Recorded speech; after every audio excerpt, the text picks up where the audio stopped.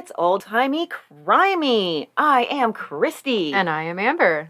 And we are here this week with yet another bonkers historical true crime tale of a lady who just couldn't keep it in her petticoats. Couldn't keep it in her petticoats. But before we get to that lady, first of all, our treacherous tart merchandise is up on the Redbubble site. Link is in the show notes. It's 10% off until March 7th, I've decided. So everything there is 10% off, from t-shirts to notepads to, this is my favorite thing, a treacherous tart apron. Which is beautiful. You have to love that. And I made 3 different color schemes. One's pink and white, one's maroon and navy, and one's kind of like purple and navy. And so I was just having fun with color schemes. I might even put some more color schemes up. We'll see how the week goes. But so you can get some of that, and it's really awesome. I myself really need a treacherous tart something shirt or I do too. Sticker for my laptop, something like that. It's just a matter of choosing what color I want, because I made the designs, so I made them in colors I like. I want them all. And I'm a jewel tone person, so there's lots of jewel tones in there. And I had some design help from our good friend, the Librarian, who was there for that episode, 150, when the treacherous tart thing came up. And she and I were trading designs back and forth, and she was the one who inspired me for what became the final design. So thank you to the Librarian for the design help. Thanks, Librarian. And don't forget about our Patreon. That's patreon.com/oldtimeycrimey. And we just this week put out both our regular weekly bonus episode and our monthly bonus episode. The regular weekly bonus episode was a tale I told Amber about an actress who was in some burlesque shows. Ooh. And a man sitting on a trunk smoking a cigarette while speaking to the police. And a lot of questions at the end, it turned out. No, I'm pretty sure I have it solved. I mean, you have a theory. I have a theory. You have a theory, yes. And in the end, we'll never know, but it was a really interesting story to talk about. And then for our extra, which is our monthly bonus episode, we did executions that were done on February 28th, which is the day that the episode actually comes out. So that was very interesting. I did a French case, and my apologies to all of our patrons for my French pronunciation, as always. It's much better than what mine would have been. So there's always that. So yeah, all that stuff is there, $5 a month, and there's well over 100 episodes and all the extras. There's just so much content there for you to binge. And then you'll also get a shout out on the show, and you can't not love that. Everybody wants a shout out on the show. So, speaking of shout outs, I'd like to give a shout out to Andrew Noone. He is the author of Bathsheba Spooner, a revolutionary murder conspiracy. And he reached out to us to see if we'd be interested in this book. And I took one look at the synopsis and I was like, yes, we are. And then he was kind enough to send us a copy so that we can use it on the show. And so thank you very much to Mr. Noone. I hope we do the story justice. I felt that the book was very well written. It was comprehensive. It was an amazing history lesson. And it really took you back to that time period and immersed you. You could just feel that he's already steeped in that history, and he steeps you right along with him. Well, and you know what? I love it because even in some of my other sources, it would either tag his book as a source, or I would see his book mentioned in the comments of almost every site I was on. Yeah, I think he's really the author who brought this story back to life. And if it weren't for him, we wouldn't have known about the story at all. I've never come across this story, and we have a list of over 250 different cases, and this was not on it. Well, it's largely lost to history because even though there is a claim to fame that we will get to towards the end, it's not mentioned. Yeah. So this is the first of something, but in history books, it accredits that to somebody else. Yeah, it's really an interesting story, and it's good that it's being brought back. And so we're gonna have an interesting time telling this. And also, any other historical true crime authors, if you have a book and you'd like us to cover your book on the show and talk about the case that you spent probably at least a year of your life researching and writing, reach out, oldtimeycrimey@gmail.com, and we would be happy to take a look at it. Absolutely. All right, so let's talk about Bathsheba Spooner and her many, many, many, many men. She was a lovely lady. She had some love to give and spread around. Her maiden name was Ruggles, so she was born Bathsheba Ruggles, which sounds like it should be a television show. Kind of, for kids, but maybe about the Bible. Yes, because the Bible for kids. The Bathsheba from the Bible, and then Ruggles. The family came over to America, well, what would become America, in 1637 and settled in Massachusetts. And they even had some royal connections back in England. Back in the day, the Ruggles had formed an alliance with a very, very well-known name, the Boleyn family. We know that didn't end super well for some people with the last name Boleyn. Not a very happy ending. And Bathsheba's great-grandmother was directly descended from Henry I of France. It's kind of hard to follow that path back. I did kind of give it a shot, but it was a little hard to try to trace that. I really wanted to, but I was like, oh, that's a rabbit hole I should just not go down, because what am I going to do? Sit here and spit names at you? Yeah, well, let me tell you the entire genealogy of the person we're talking about. We're going to go back 600 years. So there's going to be a lot of people that are not at all important to this story. Exactly. Yeah, that's exactly what it would have been. And I at least finally was smart enough for once to be like, Kristy, come on. They were distantly related. And have no influence whatsoever on the present life that she was living. It's not like she was going to become queen of France. And what I did find in that, I did enjoy that one of Henry I's sons was Philip the Amorous. He seems to have gotten his name from dumping his wife Bertha, claiming she was too fat for him, and marrying the wife of a count. And I'm just going to say, maybe some things are hereditary. Cough, cough. Philip the Amorous. Also had a lot of love to spread around. Apparently so, but not for poor Bertha. Yeah, right? Again, Bertha's not really coming out well on this show. They're not living their best lives. No. I feel like they would have to change their names. Yeah. So the Ruggles family had a history of involvement with the militia prior to the Revolutionary War. They were also very distinguished in the realms of education and religion. They were very prodigious at making babies, very good at it, generations after generations, with quite wide branches on the family tree. Some generations might have multiple sons joining the clergy, and Bathsheba's father graduated from Harvard and taught as a Latin master, as well as acting as a lawyer and politician. Wow. Now there's this. On her mother's side, Bathsheba's mother's side, one of her ancestors is associated with a story that I'm just going to guess is apocryphal, so not really true, just kind of like lore, related to one of Cape Cod's most famous crops. Andrew Noone, the author of the book, tells us a story about this missionary who was an ancestor of Bathsheba's maternal side, who had a dispute with a Native American. And this is from Andrew Noone. During one dispute, a medicine man lost his temper and began chanting an old rhyme, which caused Bourne to become mired in quicksand.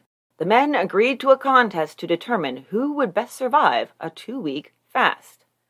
When the Indians' strength waned, Bourne enjoyed the decided advantage of a dove who visited from time to time, dropping a juicy, quote, cherry in his mouth. Days into the contest, unable to cast a spell upon Bourne's providential pet, and swooning from thirst and hunger, the medicine man collapsed, and Bourne was a free man.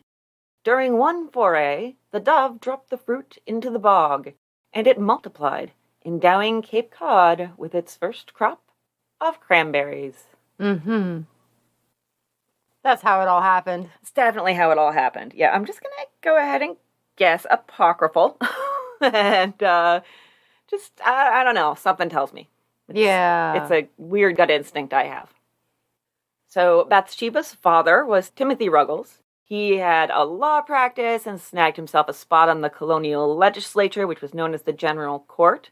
And he would actually become really revered throughout the region as an attorney and a statesman. Like, everybody knew who Timothy Ruggles was. This was a very renowned family. Bathsheba's mother was also named Bathsheba, and henceforth we will call her Mama Bathsheba. I hate that they used to do this for boys and girls. It drives me nuts. Just generation after generation after generation of the same damn names. Right? Why? Just why? I'm just going to put this out there as a rule. If you name your children after you, you should tell them they're never allowed to commit murder, because it makes murder podcasts really more difficult than they need to be.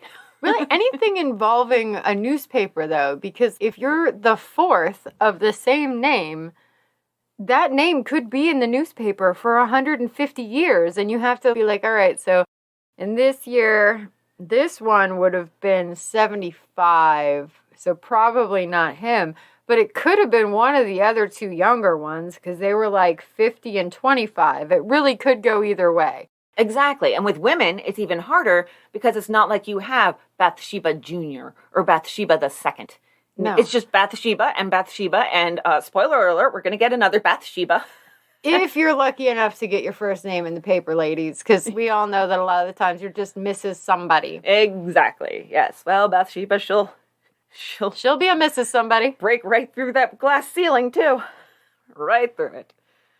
So Mama Bathsheba owned a tavern that had been actually her deceased husband's property. And Mama Bathsheba already had 8 children when her first husband died. And then when she married Timothy, she went on to have 7 children with him. Oh, that woman's poor uterus. I know, right? That's 15 kids. That's a lot. Yeah, she started childbearing in 1723. I don't like saying that. It makes me feel icky. Anyhow. She had her first kid in 1723. Yes, she was 20 years old, and she had her last child in 1748 when she was 45 years old. So she was having kids for a solid 25 years. So out of that 25 years, she got about 10-ish years where she wasn't pregnant, but probably almost no years where she wasn't pregnant and or nursing. Yeah, I was going to say, because at the time, the formula wasn't a thing. Mm-hmm. So she's probably pregnant and nursing for much of this time. Or at least has 1 or 2 newborns. Yeah. The amount of toddlers running around. Jesus. Like, my eye is twitching just thinking about the amount of mouths to feed and kids. And, I mean, I guess back then, it's also a lot of, like, free labor, help on farms, help in the bar, whatever it might be. But good God, man, 25 years. Yeah. Whew. It's a quarter of a century of having children. Well, and then back then, so even now, 45 is a geriatric pregnancy. That's what it's considered. Yeah. I think even after 35? After maybe? 35, it's considered a geriatric pregnancy. But back then, 45, you're essentially elderly, just in general. Mm-hmm. And to still be popping out kids at 45 is both impressive and frightening. Yes, it's very much both. Bathsheba was actually the next to last of these children, and she was Daddy's favorite. So she was the last girl. I think there might have been a girl after her. I can't remember specifically. Just an unimpressive one, apparently. There's too many children to keep track of, so I didn't even think to do the birth order, yeah. Or write that down. When she was 8, the family picked up and moved from Sandwich, Massachusetts to Hardwick, which is about 120 miles, so that would have been a really big life change at the time. I mean, 120 miles now, you can do that in a couple of hours, depending on the types of roads and conditions and all that. But back then, that's going to take you a while. Yeah. Actually, a lot of Timothy's family, his aunts and some siblings, joined in on the move over time. They were like, oh, okay, Hardwick looks pretty good. Let's go there too. But none of Mama Bathsheba's family did. So she was kind of lonely. And it's sort of understandable because her family had been really instrumental in settling the Sandwich area and had lived there at that point for 150 years. So that's like her homestead. Yeah, that's her ancestral home, literally ancestral, many ancestors. And she's just been uprooted. And when you take a big tree that's been uprooted, it doesn't go well. Yeah, exactly. And Noone in the book refers to some suggestions over the years that this fact may have caused some upset in the household, which might, depending on your point of view, have been part of shaping young Bathsheba and explain some of her eventual actions, but he also is careful to note that this might just be presumptuous on everyone's part to assume this, because we don't have too many concrete details. He does note that the change and the difficulties would have been more than just the fact that she lost touch with her family, because she's also completely had a shift in lifestyle. She spent her life running a tavern. Now there's an estate and over 1,000 acres and a farm. Complete paradigm shift for her. Yeah, it's a completely different job. She's lost her entire support system that she had. I'm sure she was really close with her family, and they lived right there. They could grab the kids whenever she needed a hand, and so she's lost that. She gave up everything on this move. Yeah, her entire system. And Timothy seems to be doing just fine. He has a lot of hobbies and things he enjoys on this estate. Fuck you, Timothy. Sorry. He had a deer park of his own design. Yeah. There was a period of time, it wasn't in this century, I think it was the end of the 19th century, when deer were almost extinct. And that surprised me. But they were rarely seen, which is weird to think now that we're like out on the deck yelling at them for eating our garden in the summertime. So he had the deer park, he had a stud farm of prized horses, a dairy herd, an orchard. Apparently he also kept hounds. The family had 3 of the best pews in church. Oh my. Aren't we fancy? Quite fancy. So their family was really like the family to know. But there's a couple more distasteful accounts of the relationship between Timothy and Mama Bathsheba. We have no way of verifying whether or not Mama Bathsheba served up Papa Timothy's favorite hound for dinner one evening. It's just a story that goes around. I'd believe it. Just like the stories that go around that, he had a wandering eye and wandering hands and wandering penis. Yeah, no, I'd believe it.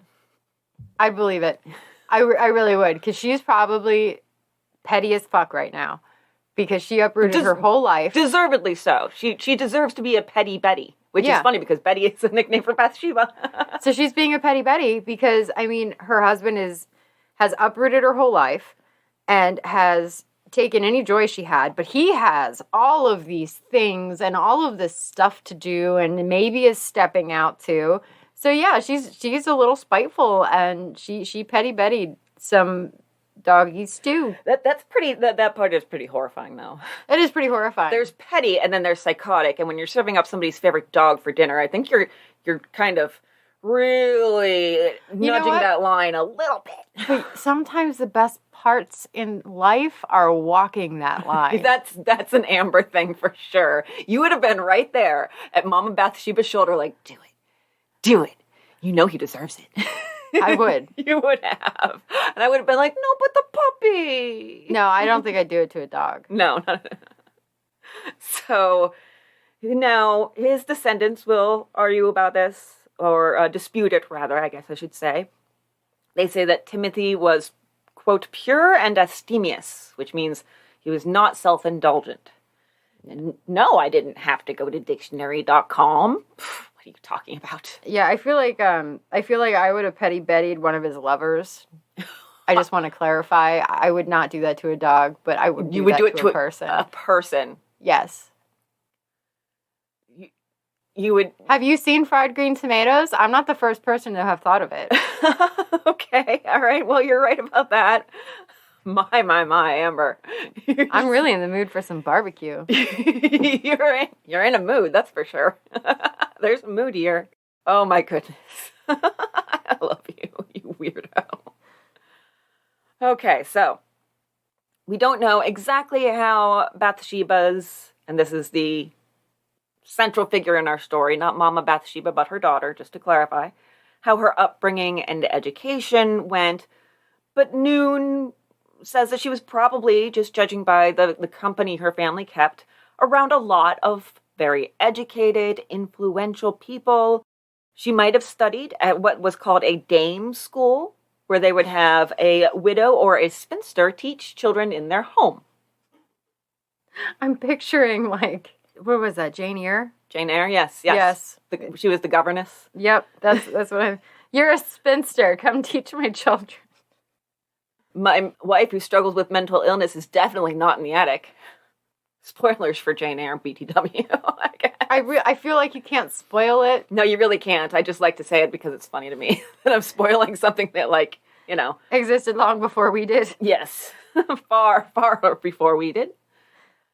So, Timothy was a general and commander-in-chief of, I think, the Massachusetts militia. Had all kinds of victories and new positions, like he was Speaker of the House at one point, the Chief Justice of the Court of Common Pleas. He was actually given another 1,500 acres of land in reward for all of his military/militia service. I don't know exactly if we want to be specific. Let's just give this already rich person more things. Oh, yes, for sure. Sir, certainly he does not have enough room. He has a deer park and a stud farm and a dairy farm. He just needs more land. Let's give him all the land.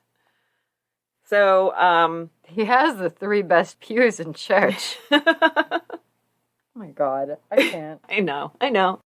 That was a status symbol, though. It really was. It's amazing that they can bring this into church. How your status in the community, financially and reputationally, is reflected in where you sit for the sermons that are supposed to be about things like, oh, I don't know, humility. Yeah. It's really interesting that it's like, look at me walking into church and sitting in one of the best pews. And then the pastor's up there talking about how, Jesus teaches us to be humble. And you're like, look at me sitting in one of the best pews. Right over your head. You guys in the back hear that? Be humble. Yes. Be humble, you in the back. He's most certainly talking to you. This does not apply to me. I'm too rich. Did I tell you about one of the last times I went to church and I got yelled at on the microphone? I was going to say it didn't burst into flames. You didn't burst into flames? Well, I didn't actually touch the holy water. No, but it was a wedding and I was late, as I am usually. And I just like snuck in the back and there was this mural on the ceiling. And it really, really looked, I don't know who painted it, but it was god-awful, forgive the pun. It was like Jesus, and I think he was supposed to be carrying a Bible, but it looked like a box of cornflakes. And his other hand kind of looked like it was holding a joint. All right, so I am like, I sneak into this wedding, and I'm just staring at the ceiling and giggling very quietly. I'm not trying to draw attention to myself, but it really looks like stoner Jesus, huge, all over the ceiling. And then on this like priest, pastor, whatever the hell he was, has the microphone and starts singing, be attentive.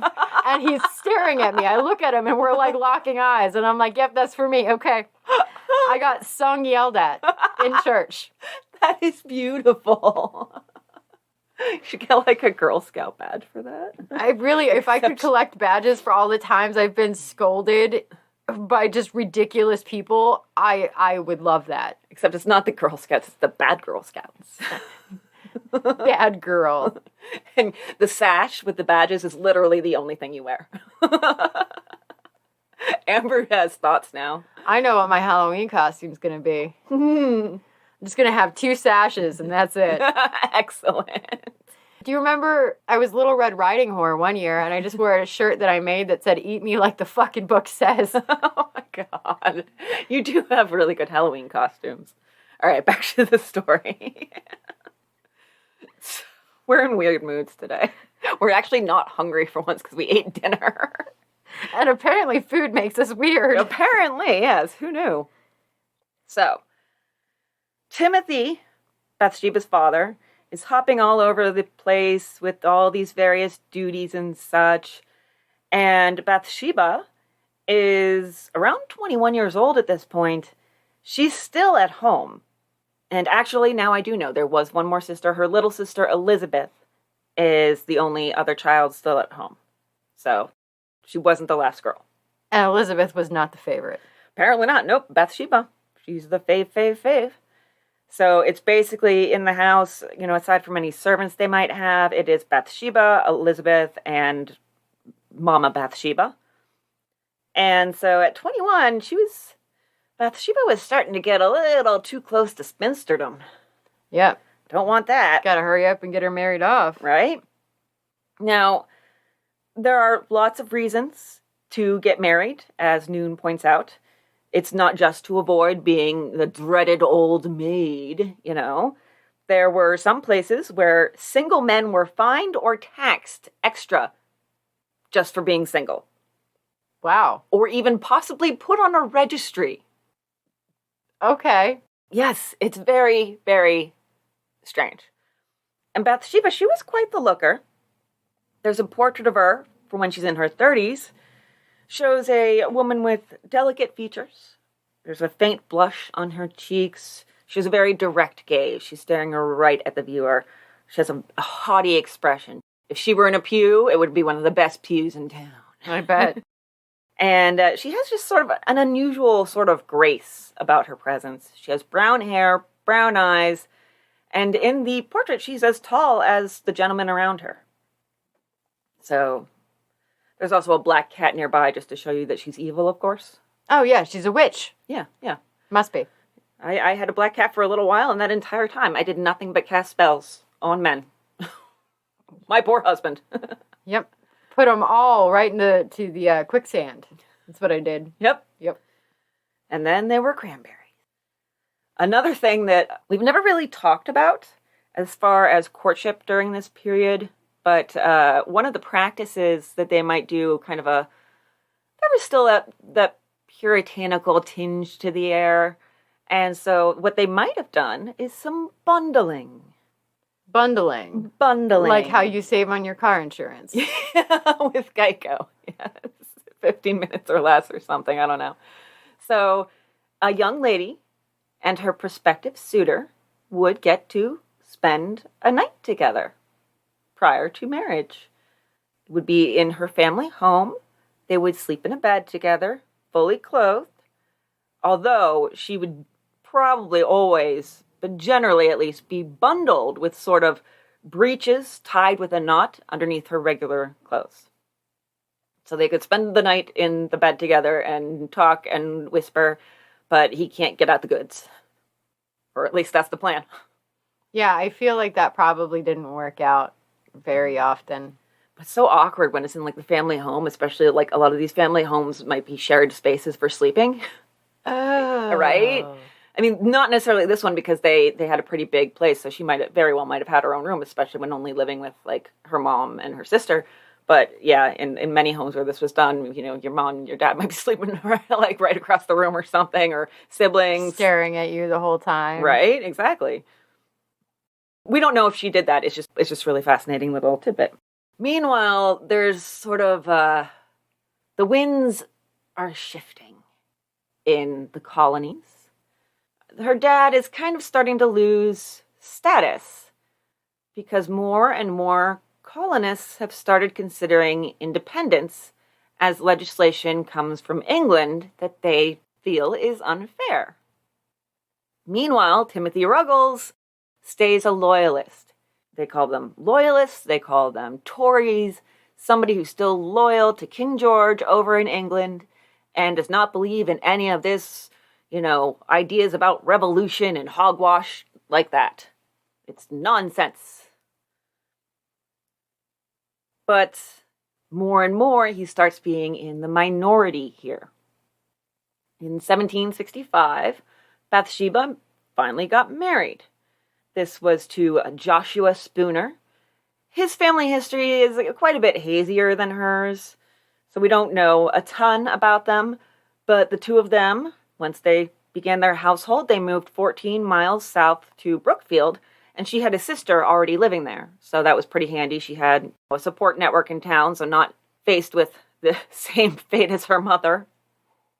Joshua made money via land speculation. This was really common in the day because there was a lot of land to speculate on. I mean, it wasn't like now when every single part has been snapped up until you get to the middle of the country. And even then some. He made a decent amount of money. And so the same year they settled in Brookfield, they bought a 16-room inn and tavern, or possibly her parents, the Ruggles, bought it for them. It's uncertain. Well, I actually have that Josh's parents were wealthy as well. So, like... It could have been everybody chipping in for this tavern. Yeah, because I believe he was the son of a wealthy merchant, is how they put it. And, I mean, they probably sat in at least the second pew. Oh, yes, at least. Absolutely. Nothing else will do but the second pew. Or else it will not do. Oh, man. Perfect.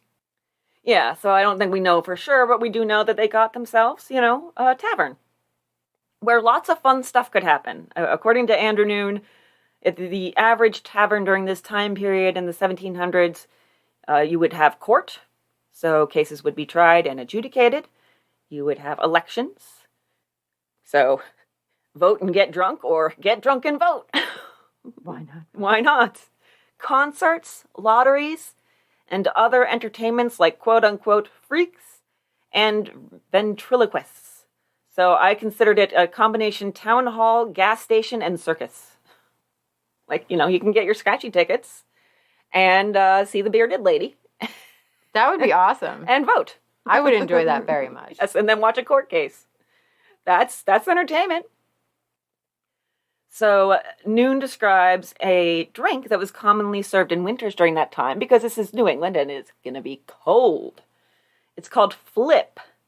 So this is a beer, egg, and nutmeg concoction spiked further with rum and sweetened with molasses or dried pumpkin, often scorched with a red-hot poker for an even more bitter, earthy flavor, as he describes it.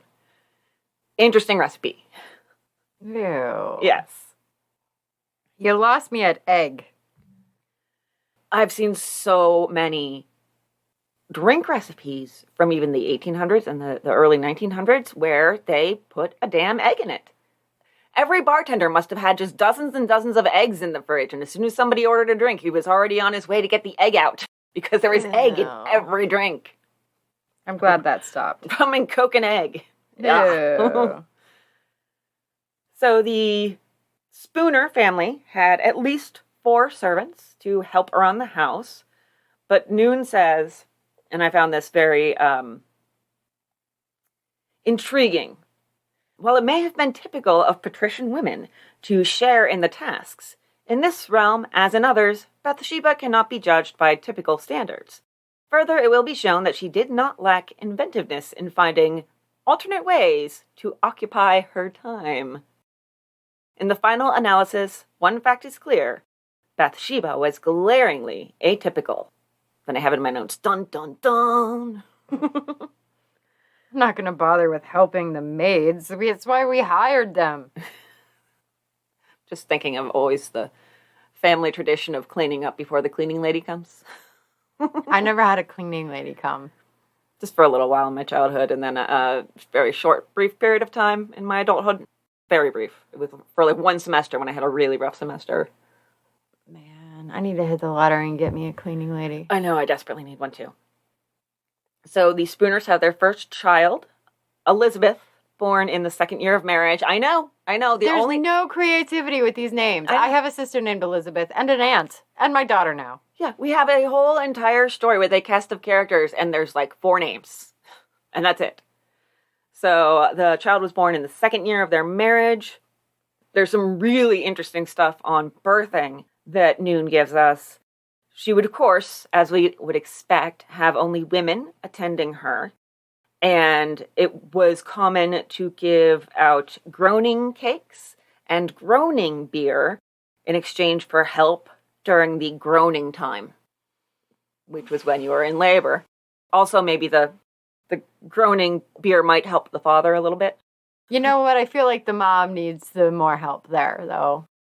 But also consider the fact that unless they had servants, the heavily pregnant woman was the one preparing all this food and beer, making all this bread and beer for the people that are going to come over and help her groan. Yeah, fuck all that. Yeah, right? I tried making one loaf of bread during the pandemic, and that was that. I had this thing when I was pregnant that if my husband would ask me for anything I didn't want to do, I would stare at him and go, I am growing a foot. And then he would just leave me alone. And like, I know I'm not pregnant anymore, but I really wish I could still just yell that at people randomly. Would be nice if you could get that bonus without the actual issues of being pregnant. No future groaning. Yes. The Spooners had baby Joshua in 1770, baby John in 1773, although he died after 3 weeks. And in addition to that loss, everything's really not sunshine and roses in the Spooner family because of this political schism between them.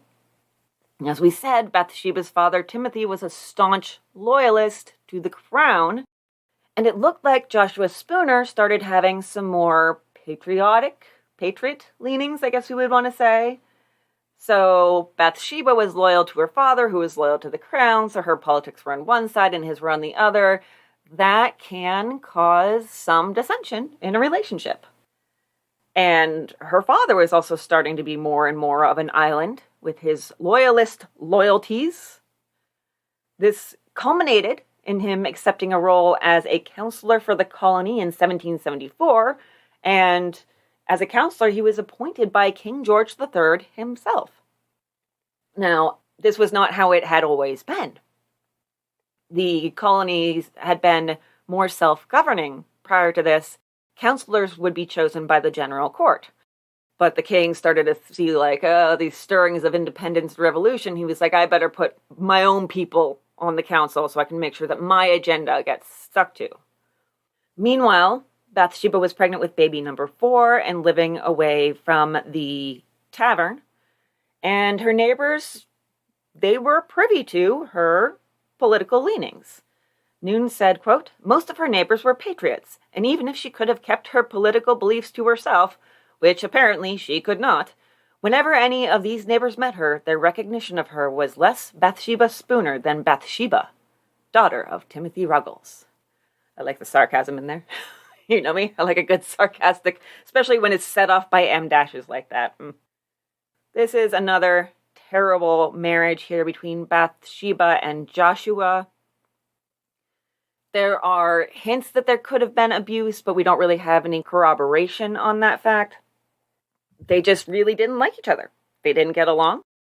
And a contemporary said, in retrospect, very little harmony and cordiality has subsisted between her and her husband for many years. She has long cherished a hatred in her bosom. Well, okay, so I had in my notes that her dad, Timothy Ruggles, eventually got, like, forced to flee to Canada. Yeah, first New York, though. Yeah. She wanted to go visit him because it's her dad. She's her dad's favorite kid. She's really close. And her husband forbade it. That being said, Bathsheba was independent, strong-willed. Like, she's been raised to think for herself, which was super uncommon at the time because as a wife, you're supposed to be just quiet and dim and in the background and just listening to whatever your husband says. And she is not that lady. And I think that's part of it. But there was also rumors that her husband was a drunk and he would get drunk and then become physically abusive when he came home. Yeah. I mean, it sounds like that was entirely possible. And we've had a couple cases we've talked about in recent times where abuse was just kind of the norm. Yeah. You know, the quote from the Gouffet case about, you know, women being like meat. The more you, like, smack them, the tenderer they get, whatever that was. Yeah, it was pretty much like, the more you beat your wife, the more she'll obey. Yeah. Well, because you're literally beating her into submission. Quite literally, yes. So, yeah, it's not a really happy household. And you can see this as just a reflection of the larger conflicts going on in each colonial town during this time period, because you had a political upheaval and lots of passion regarding where your loyalties lie and where your neighbors' loyalties lie. And so the Patriots and the Tories had a lot of strife between them. Towns are also becoming unsettled. It's not happy times really anywhere because everybody is being forced to pick a side. And there's just a lot of passion surrounding this because it's your future and existence on the line, and self-government and independence. These are things that are being taken away. Or for people who are loyal to the crown, it's sort of like your history being taken away, and the person you trust as a leader being, threatened to be taken away. Yeah, and this was really a case, I think that at the time everybody knew it was going to come down to a fight, and you kind of almost had to take a tally of who was on which side to know who was going to be your enemy. What sides did you have to watch your back from? Mm-hmm, mm-hmm. Especially when there's, discussions of different activities that they could perhaps do going on in taverns and such. You really don't want the wrong person overhearing it. So you have to know what people's political leanings are. And it was a very, very divisive time. We don't know anything. We don't know anything about that. No, not at all. Don't know how that feels. As an example, this was a fabulous story that Noone told. Not fabulous for one person. In the town next to Brookfield, where the Spooners lived, the Patriots started to question the loyalties of their pastor, who had been with them for 25 years. Good Lord. Oh. Dang, we need a bell or something. One of us makes an accidental pun. It's usually involving religion, and one of us says, "Oh God," or "Jesus Christ," or "Good Lord." Yeah, it's never intentional when it comes to religion. It just happens. It's just, these are our normal responses to things. So yes, he'd been there for 25 years, as long as Mama Bathsheba had been giving birth. So there was an attempt to dismiss him, and it was put to a vote, but the majority of the church council voted in his favor. So the local patriots were like, if the government and the church council isn't going to do it, I guess it's up to us. If you want something done right, you got to do it yourself. So they threw stones at his carriage and left him a little gift on his doorstep of tar and feathers. And so he was like, okay, so how exactly do I word this resignation? I don't know, because I've been in the same place for 25 years. And he left town. Well, yes. Pretty obvious threats. Yeah, if the threat to tar and feather is enough, because if he were actually tarred and feathered, just so people get a good idea of this historically, they would dump boiling tar on you.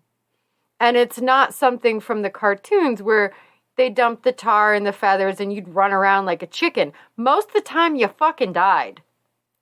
Yeah, it's not great. There were people that survived it, certainly. And I think I'm just kind of spitballing here, but I feel like, or maybe I've heard or read this somewhere, but I feel like there were literally degrees, because they might, if they're feeling merciful, or if, maybe your crime in their eyes wasn't too bad, they might let the tar cool down some. So it would just stick to you and not burn your flesh from your bones. Yeah, but if they're really pissed off, then they're just as soon going to take that tar right off the fire and dump it on you. Yeah, but even still, even if it's cooled down, if they get it over your face, oof, you have the possibility of suffocation, blindness, all sorts of lifelong effects should you survive, if you survive. Yeah, snort up some of that tar into your sinuses. That'll be fun.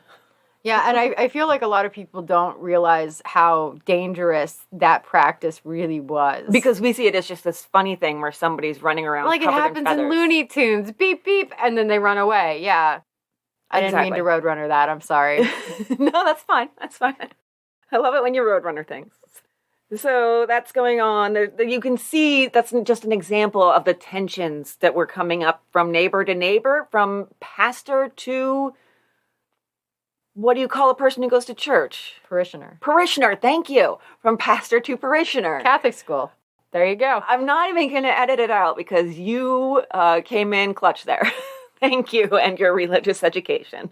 I'm just trying to wrap my head around this, and all I can think is, well, if they kicked out the priest, who's sitting in the best pew now? Yeah, right.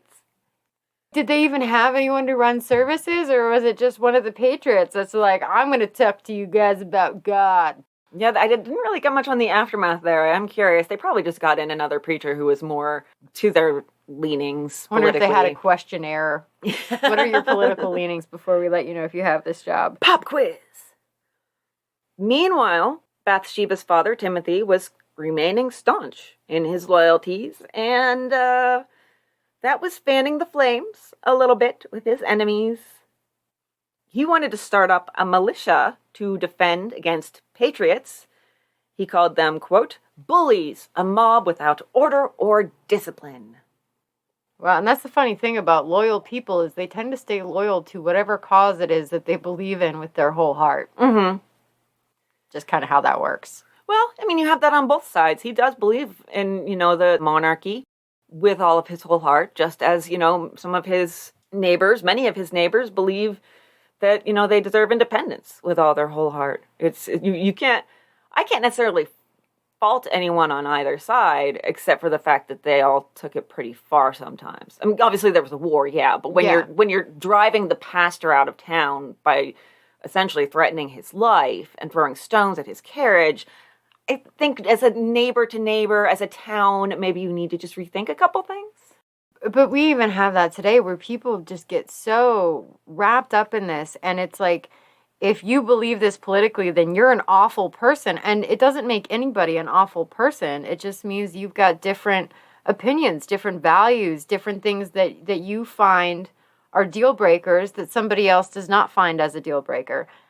And long ago, I mean, I think this helps prove how long ago we lost track of that and the ability to see our neighbors as neighbors and not just one viewpoint. Exactly. As human beings and not as just a walking opinion. Yeah. Yeah. Exactly. You're very right. And I think the world would be a better place if we could start to remember that everybody is human and has a right to their beliefs and opinions that we ourselves kind of enshrined within our own laws. So yes. Do you believe that you have a right to think and say whatever you want to think and say? Hell yeah. Then everybody else does too, God damn it. I mean, I have a podcast, for crying out loud. Right? What do you think we do every week? This is all about freedom of speech. Yes. The government cannot shut us down, and they wouldn't really bother. We're not big enough. Yeah, but they really could if they wanted to. Yeah, actually, they kind of could. Yeah. Anyhow, so this Bathsheba's father's stance against the Patriots did not end well for him. His estate was raided. He wasn't there for it. Mama Bathsheba was. Poor Mama Bathsheba. Poor woman, yes. The Patriots took all the weapons and poisoned one of his best stallions. What's with killing the animals, guys? I know, right? They were seen more as commodities, and definitely the whole pet thing wasn't as established as it is now. So back in Brookfield, Bathsheba had her last baby. Bathsheba really just ran out of creativity there. In 1775, in the winter, and just 3 months and 2 days later, the Revolutionary War would begin. Now, the first fighting was around Lexington and Concord, about 60 to 70 miles from the Spooners. That's still too close for comfort, in my opinion. I mean, considering how slow people had to travel that day, it probably felt a world away, And you might not even know about it for a couple of days until word slowly spreads out. Yeah, but I mean, like now, that would be terrifying. Oh yeah, now I would not like that. No, I don't want any battles within many hundred miles of my house.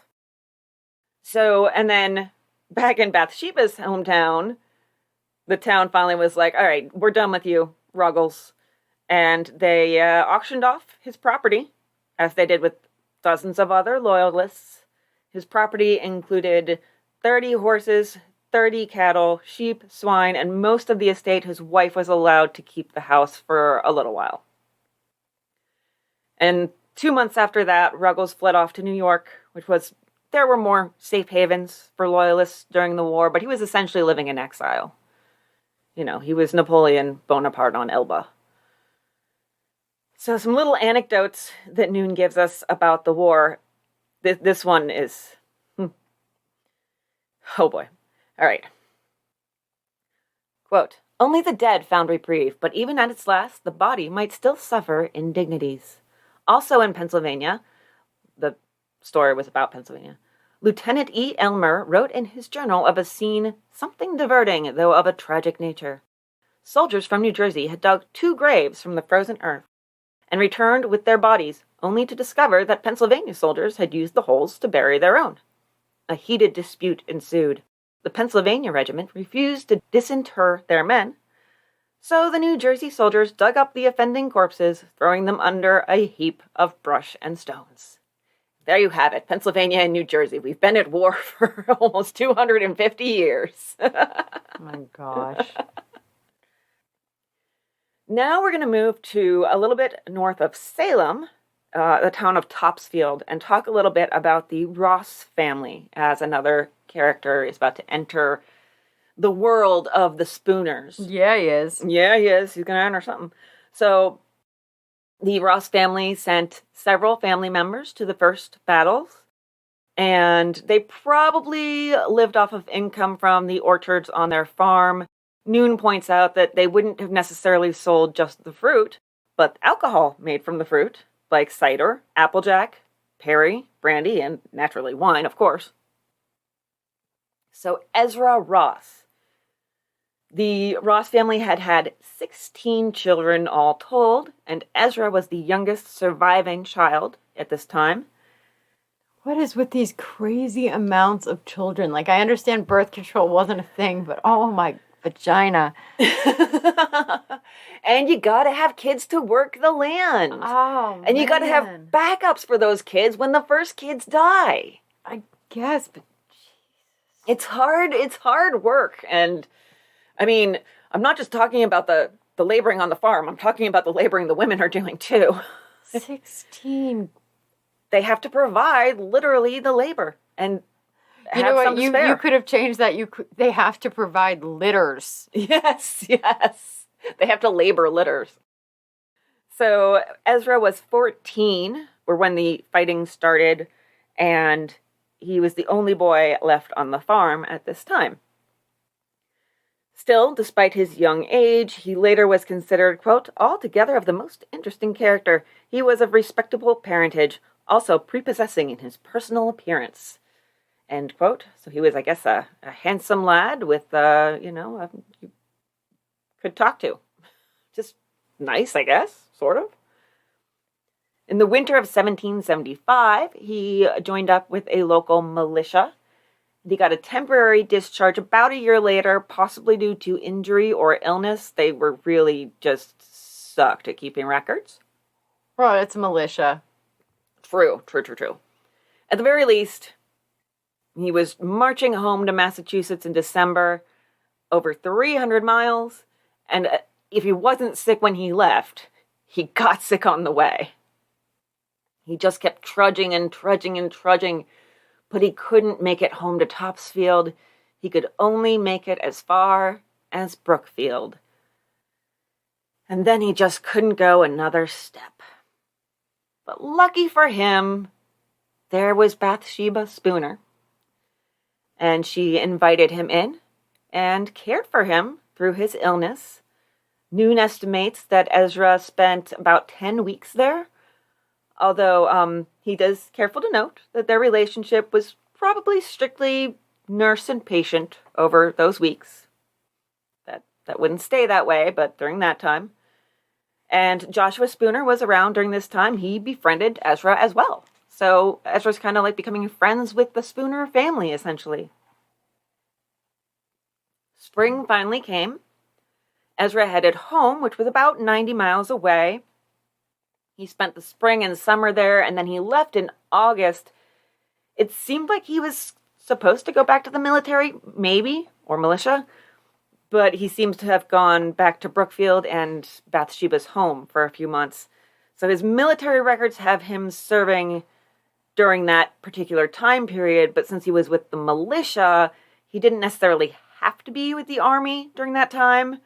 And we have like records of people spotting him in Brookfield during that period, other records including his signature on documents that place him there. So we're pretty sure he was like, yeah, I'm going to go back to the war, and then went to Brookfield, to Bathsheba. And the following summer, he would tell his story to a reverend. And this is in my words. I wanted to put this in my words. Mrs. Spooner was heading to her hometown, and I was feeling, pretty low. Before she left, Mrs. Spooner asked me, why the long face? I said, well, I'm homesick, duh. She said that in her humble opinion, I just wanted someone to live with. I said, yeah, sure, that'd be nice. She asked if someone like her would be nice to live with. I said, well, if you like the idea, then I like it. And then when she came back from Hardwick, and here I'm going to go into direct quotes, quote, she gave me an invitation to defile her marriage bed, which I accepted, end quote. Yowza. It's interesting, though, because it's misspelled in the original documents as expected instead of accepted. Both could be possible. I expected her to ask me to defile her marriage bed, but the more logical, I think, is accepted. And also with spelling back then. I mean, I found recipes back then, and I'm going to just spit all over the microphone when I do my recipe. Oh, that's going to be fun. There's all the F's for S's. So everything was a little different as far as the language was concerned. So yes, she asked me to defile her marriage bed. Now that, I dare anyone to go into a bar and use that as a pickup line. Or just put it on your Tinder profile. I don't have Tinder. I mean, but I'm tempted to try it as a pickup line in a bar. Go for it. So we know all this was going on, this hanky-panky, I suppose, at least in November, if not sooner. A housekeeper stated that the two of them were in bed sometime during that month when Joshua was away, but Joshua came home early and surprised them, just like every single story of a cheating spouse you've ever read. Cross centuries. It's like they started the trend. Bathsheba had to hop out of bed to let him in. So she hops out of bed with her young lover, might I add, and goes and lets her husband into the house. He was like half her age. At the time that he was 16, she was 32. Yeah. There was quite the age difference in there. And it was, it's a little weird. I guess, though, he is, like, seeing war. Yeah. I mean, I don't like the power differential in the age difference, but if we're gonna let people go to war. So this is like way back when I was joining the Air Force a long time ago, and I was not quite 18, but I was going to MEPS to get all the testing and the physicals and all that. So basically, I'm signed up for the military, but I'm not old enough to go. Mm-hmm. And I remember stopping at this little shop in MEPS and trying to get a pack of cigarettes, and I knew that I was going to get carded. And the guy just looks at me and he goes, if you are old enough to sign up to fight for our country, you are old enough to do whatever the hell you want. And just hands me the cigarettes. And I was like, that was cool. Nice. Cool. And it's kind of true, So this is going on. They're, knocking Colonial boots or whatever. And knocking Colonial boots. Show subtitle? Probably. We'll see. And Noone tells us that there were, in Massachusetts, a total of 40 divorces during the period of 1639 to 1692. So that's less than one a year in a whole entire state/colony, I guess colony at the time. That number would almost triple in the next century or so. It was over 200% more or 250% more, but Still, the circumstances are not in Bathsheba's favor, as she has to, I'm not going to go into the nitty-gritty details, but basically she has to have 2 reasons to divorce him, whereas he only needs to have 1.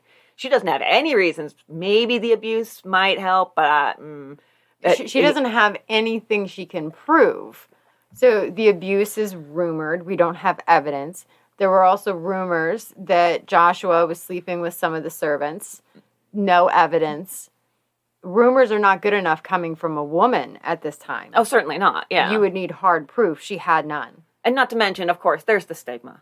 Oh, my God. It was nearly impossible for a woman to get a divorce. And when she did, she was kind of considered an oddity, an outcast. I mean, even in the 90s, for God's sakes, I had this group of some of the popular girls when I was in high school. I think I was like a sophomore or a junior or something. They invited me over to watch a movie at one of their houses after school one day. And I was like, oh, yeah, like this was the first. This never happened. I would talk to them occasionally in the halls or in class, but we weren't friends. We didn't do things outside of school. And so it was like 4 or 5 of us girls. I think we were watching Romeo and Juliet, the one with Leonardo DiCaprio. And somehow we get on the topic of divorce. And I figure out that none of their parents are divorced. But I believe one of them, her parents were in a bad state. Their relationship was not going well. And so basically it became, instead of watching the movie, it became an hour and a half of them questioning me, because my parents had been divorced since I was in 8th grade, about how divorce worked and how I felt. I did not like it. Impromptu therapy session?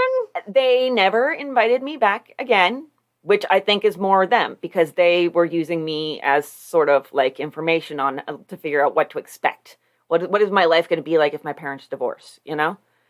And I honestly think this was some weird engineered plan where they were like, okay, well, we don't know what divorce is like because we all have, intact parents' marriages. So we need to find a child of divorce. Ooh, there's one. Get her. Get her. Grab Lure her. her with Shakespeare. They did. They really, oh my God. It's so diabolical. I just realized they did lure me with Shakespeare. They knew you were a nerd. They knew how to get you over. They really did. Holy shit. This was a full-fledged special op. It really was. This was teenage special ops. These girls needed to be in the freaking CIA. You fell right into their trap. I really did. Oh my goodness. Oh, it's amazing with the luxury of hindsight and somebody else's, looking at the situation, how clear some things can become. That is incredible. Okay, so divorce. Stigma in the 1700s, and a reason for people to want to briefly socialize with you in the 1990s. There we go. There you go. Just briefly, though. Okay. So there's also, in addition to that, I mean, everything's shitty. Everything's just shitty. There's this atmosphere of war and uncertainty. Again, something we can in no way relate to. Nope. Nothing in the world seems similar to that right now. And she's got a sucky relationship that's dragging her down. And so it's really not shocking that she would take another man to bed. Or in this case, we're going to have to be... Yeah, I was going to say... Let's say boy. Yeah, I feel uncomfortable calling a 16-year-old a man. I can't. Yeah, he's still definitely a boy. War or no war. I mean, she could have picked somebody a little closer to her age. I'm definitely going to toss that dart at her right in the eye. So the Noone says, towns were full of women, children, and old men, devoid of most males in their youth, who returned only for brief periods between battles. The uncertainty of the war's outcome contributed to the general malaise. An eventual British victory might make life unbearable, but an American one promised little stability. So, at least for a little while, depending on what changes and who wins the war, your life's just not going to be good. The future is not looking bright, and you don't have to wear shades. So this is kind of the state of things. And then along come 2 other soldiers. These are Brooks and Buchanan. They are prisoners of war from the British Army who had been captured, and then they escaped capture. They seem to be heading to Canada. At least that was the plan. As they were passing by the Spooner house, somebody called out to them. This was Alexander Cummings. He was a British Army deserter who was living in the Spooner household and doing odd jobs for the family. It's really a crazy mix. It's an insane mix of all these different soldiers. Some deserters, POWs, militia, deserter, not sure what to call Ezra, but it's just this weird, like, let's just invite everybody into the house and then, into the bed. Because he was very likely had a relationship going on with Bathsheba as well already. Well, so Bathsheba openly admitted to, at this point, just having a complete and total aversion to her husband. Mm-hmm. Did not want to be near him. But here's all these sexy soldier men. I don't know when I'm going to see another gentleman. Come on in. Yeah, basically just walk past her house and you're in. Especially dressed in a soldier's uniform. Maybe you got to swing the hips a little bit. Just Maybe, a little. yeah. A little pop in your step. So Alexander Cummings invited these men in, and he said that Bathsheba had a special fondness for the British Army since her family was in it. This is entirely speculation on my part, but I kind of wonder if maybe Cummings was tired of her or was trying to foist her off on somebody else in some way. Like I said, just total speculation, but it's strange when you have a setup like that where you're doing odd jobs for the family and you're sleeping with the wife, you're getting some on the regular. It's strange to invite potential competition for that in and be like, oh, well. He wanted the out. Yeah, because I bet the more he worked there, the more he and Josh maybe had a couple inside jokes or something, and he's like, this feels so wrong. I need out of this. Yeah, he seems to have a moral compass here. And so he's trying to get out of it without, at least get out of the relationship and just kind of like replace himself with somebody else. He's like, oh, they're soldiers. She likes British soldiers. Hey guys, come in. I got a lady. You're going to want to go upstairs and take your pants off. But, well, no, also, though, just like brother in arms. Yeah. You need a place to stay. You need a place to hide. She's your lady. Yeah. Yeah, that's true.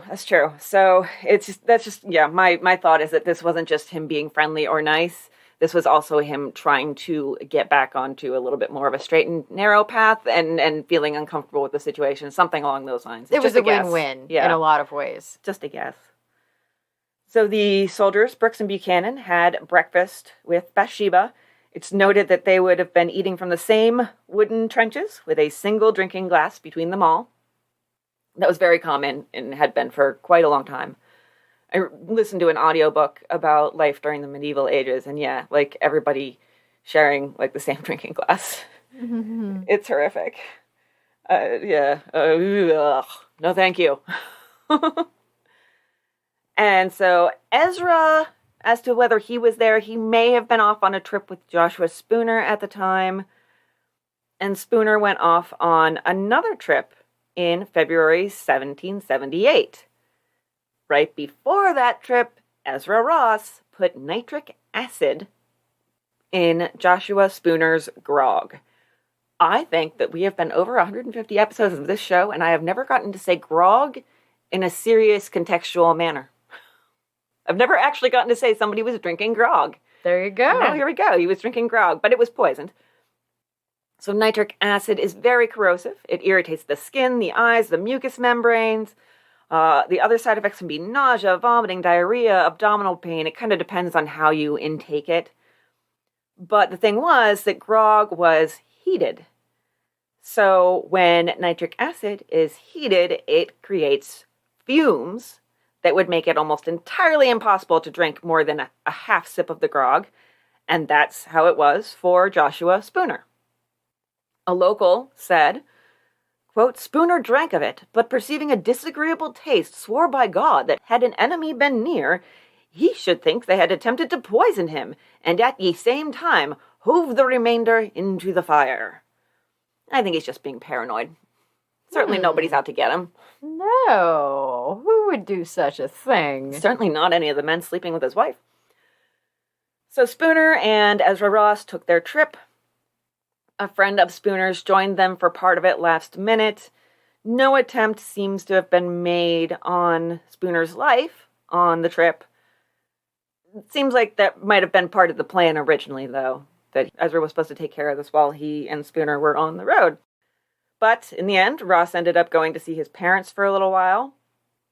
And while they were away, the reason we think that, Ezra was supposed to take care of Spooner on the road was Bathsheba told Buchanan and possibly Brooks that she did not even expect her husband to return at all. Quote, as there was one Mr. Ross with him who had an ounce of poison which he had promised he would give to Mr. Spooner at the first convenient opportunity. So unless she's lying her ass off, there was a plan in place. And why would you lie about that if there was no plan? It doesn't make any sense. So Spooner comes home without Ross, and imagine his surprise when he finds all these British soldiers in his house. And imagine her surprise when she sees her husband come in through the door. Exactly. She said that she said his unexpected return just completely stumped her. I mean, he's supposed to be dead.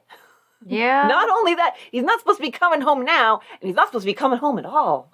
And here I am with all these men around me.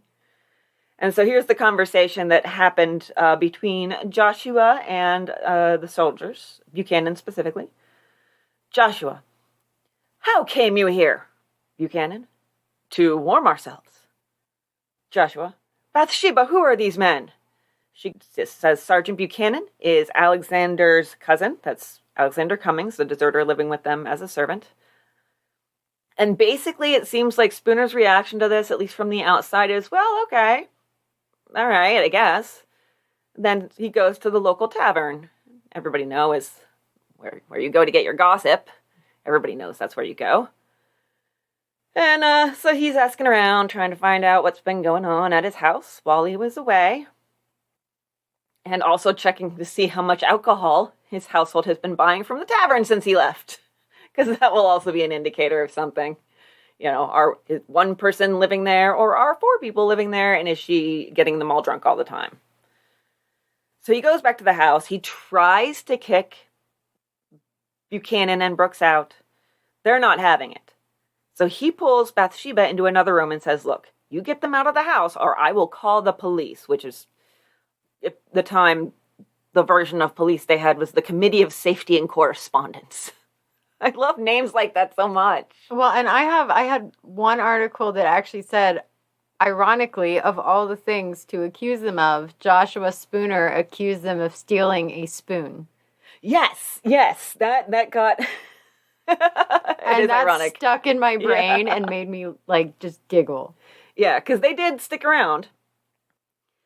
And they're all talking with each other about how they want to get Spooner out of the way. And so with this kind of imbalance of opinions, you have one person saying, I want you all out, and you have all the other people saying, we want to stay. They ended up winning. And so he said, okay, you can stay the night, and then you're going to leave in the morning. And it's this is super tense and awkward. So Spooner was like, I'm not going to sleep in my bedroom. And instead, he sat up in the sitting room all night with 2 companions. He told them he thought Brooks especially was up to no good. And that's when he said, I think one of them stole my spoon. And I'm a spooner. I need my spoons. Plus some pewter, I guess. One of these companions, who's supposed to be his friend, is being like a weird double agent, going back and forth between the kitchen where the soldiers are and the sitting room where Spooner is. He goes and tells the soldiers about Spooner's concerns about the theft. And they're like, if we wanted to steal something, we would have stolen it already. And also, we've been doing his wife. They searched for the spoon, and Joshua had just left it somewhere.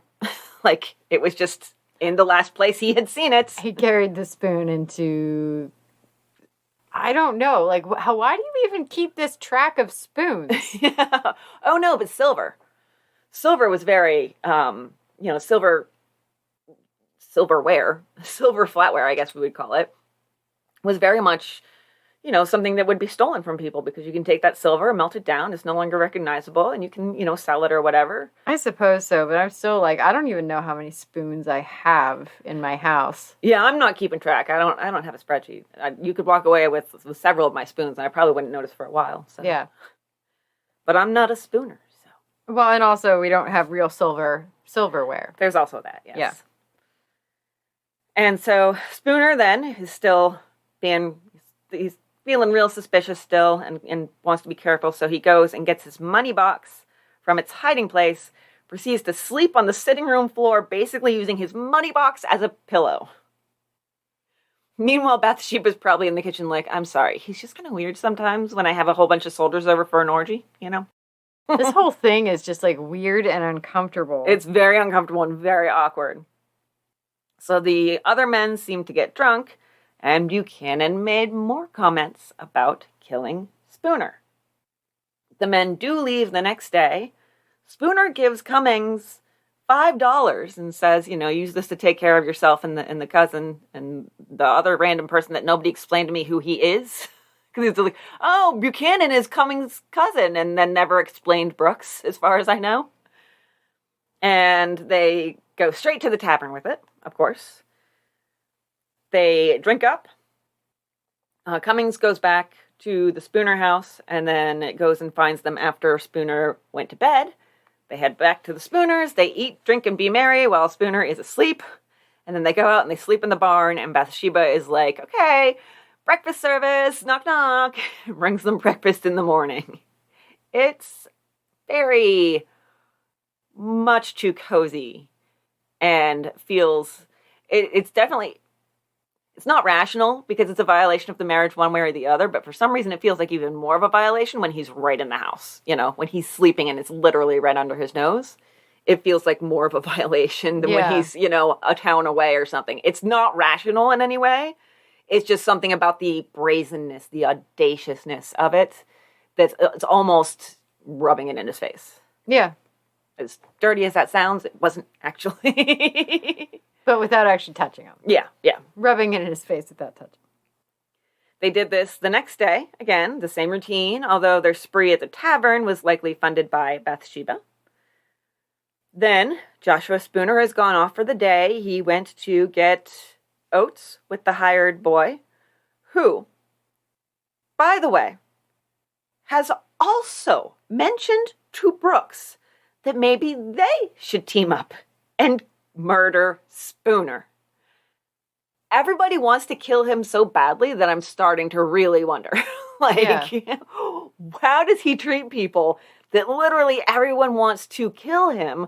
Or is it Bathsheba telling everybody what she'll give them if they kill him? And so everybody wants to get in on that action, which is it? Or it can be a combination. He could have been a total asshole. And there was also the added temptation of, money, sex, whatever, if they killed him. It has to be both. Because I feel like if Joshua Spooner was a lovely fella, then when you would come at him with something about we need to off him, they'd be like, no, he's such a good guy. Nobody is defending him at all. They're like, yeah, I'll be in. Exactly, yeah. Everybody's really eager to jump in on this. So, yeah, there's definitely something about that raises some questions. The guys, Brooks and Buchanan, they were able to hang out in the house for the afternoon, eat all the good food, drink all the good drinks. And then, of course, when Spooner comes home, they sneak out to the barn and spend the night there. Now we have Cummings and the hired boy, Parker, teaming up and hatching a plan and presenting it to Brooks. So I guess I retract my ideas about Cummings' moral compass. He is getting in on this now. I think he has more of a moral compass than most people involved in this story, and we'll get to why in a bit. But at the moment, he's on the same level as everybody else. They're all hatching plans to kill Spooner. So the plan that they present to Brooks is to kill Spooner while he sleeps in his bed, and then Bathsheba will give us a whole bunch of stuff. She'll give us Spooner's watch, his buckles, some cloth that we can make a suit of clothes out of, and $1,000, which is $20,000 today. And Bathsheba is also, she's not absent from this. She is in on this planning. Her first idea, kill him in bed, put his body in the well, and the neighbors will think he just fell in. It was an accident, they happen. Brooks is not really up for that because it seems like every time there's this idea of we should kill Spooner, somehow he ends up being the one doing all the action. And so they try again. Cummings drops off their breakfast in the barn, and now he has Bathsheba's latest brainstorm of how to kill her husband. They can make Spooner think that one of his horses was sick. That would draw him out to the stables, and then they could kill him when he walked in, and then just put the body on the ground. It looks like he was maybe kicked by the horse, maybe trampled, something like that. It's like when you invite a divorced child who loves literature over to watch a Shakespeare movie. Yeah. So it's very much the same. Lure him. Yes. Brooks does not like this plan either. He's a picky one.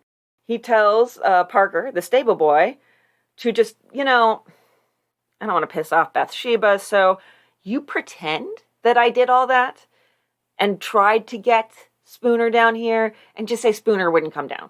And then that'll be that. That plan will have failed and it's a no-go and we'll move on to something else I can deal with. She had told the soldiers that she had a bunch of money. She needed to essentially get cashed in. You didn't have cash right from the start, but she had $300 and 20 pounds because we're still kind of in between, as you can tell. So the three of them get together and they head to a nearby town, somewhat nearby. It's a couple hours. And they head to a tavern. She was going to cash in some money, $300 and 20 pounds. And so they're staying at the tavern because taverns generally also functioned as an inn of sorts. And so she's staying at her sister's. She basically is just kind of giving a little bit of money here and there. She gave Buchanan $6 or $7 and enough cloth to make a shirt. It seems like she just kind of doesn't have any access to the family money. And so she's having to either beg, borrow, or steal in order to even give them a little bit. And there's this weird thing with the handkerchief. Nobody can really quite figure out what exactly happened, but Bathsheba gave Buchanan a letter from somebody, and then Buchanan tried to give her a handkerchief, and she said, "God damn the handkerchief, I will not touch it." And this handkerchief had been a point of contention for several days now. No one knows exactly why, but it may have been associated with yet another soldier that she was flirting with. That's the best guess. And then it sort of became like a jealousy thing, a rival thing, and then she's just like, screw your stupid handkerchief, I don't care. She's still on Buchanan's side, but she's just not having it with this handkerchief bullshit, I guess. I feel like back in the day, the ladies would give the gentleman her handkerchief. Yes, exactly. If she wanted to be like his intended. Mm-hmm. It was at the very least a flirtatious move or an invitation of sorts. I don't know how far it was a commitment, but it seemed like she, as far as I can remember, had given the handkerchief to the British soldier, potentially, and then somehow... She probably had ordered a gross of them from Oriental Trading. She had 144 in a box in her closet, and every time she left, she just stuffed 5 in her purse. Yeah, or in her bra, and she just like whip them out and, hey, soldier. Yeah, hey, soldier. Just walking down the street and just tossing handkerchiefs left and right. You're kind of cute. This is a white flag. It says I'm going to give it up. My God. Hey, I'm thinking in war metaphors. War metaphors, horror metaphors, whatever you want to go. Whichever direction, yeah.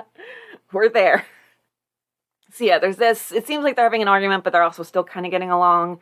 She's in and out of the tavern all day. She's doing this, she's doing that.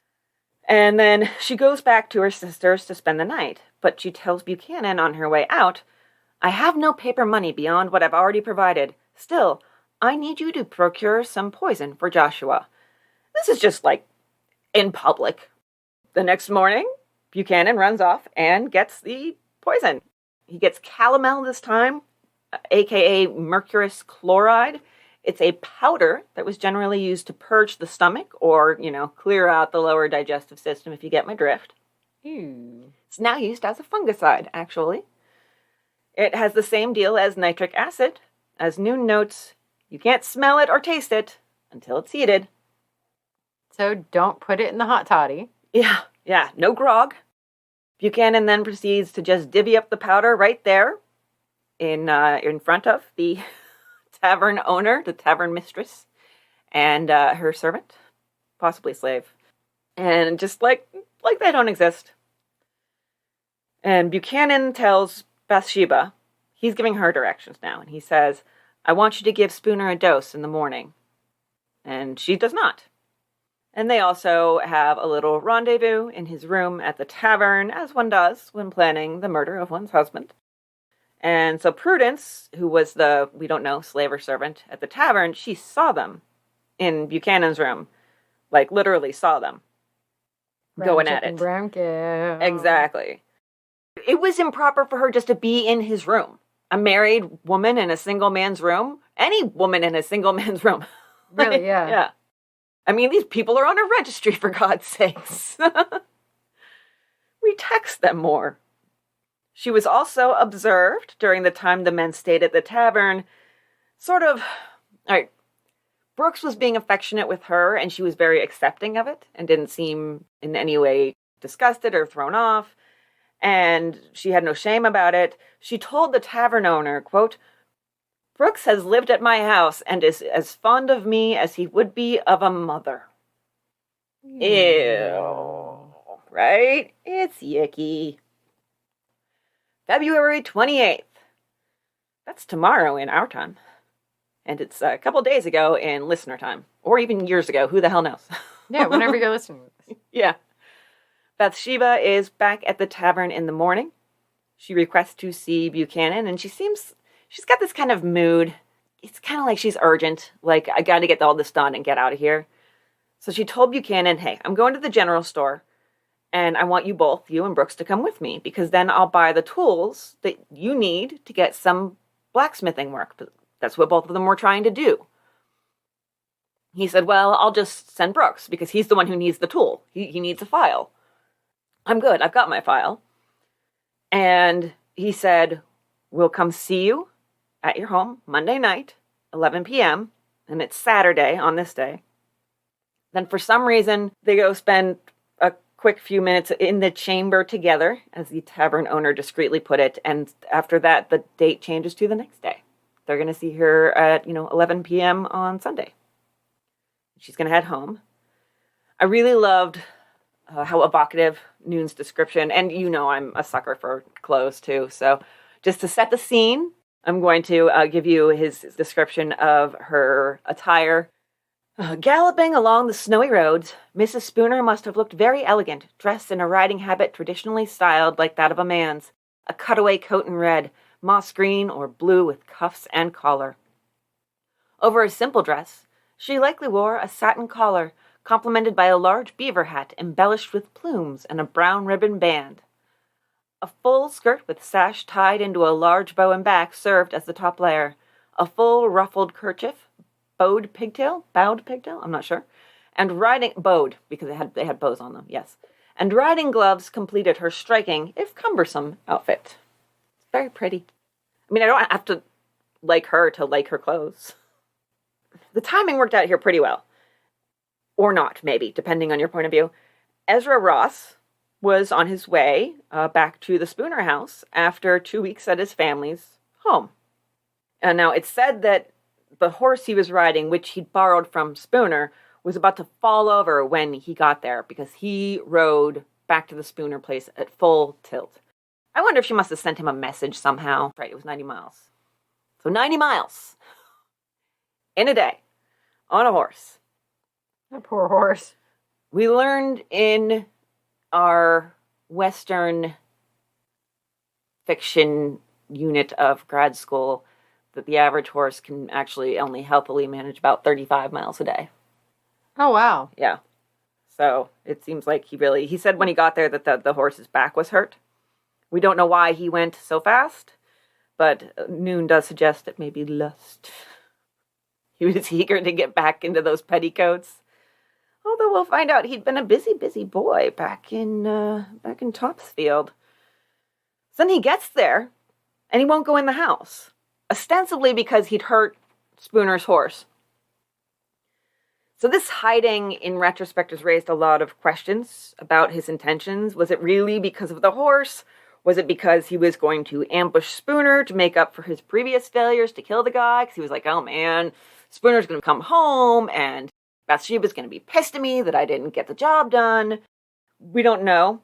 But Noone says, quote, the full culpability of the 17-year-old remained uncertain in the months to come and is still one of the most tragic mysteries of the affair.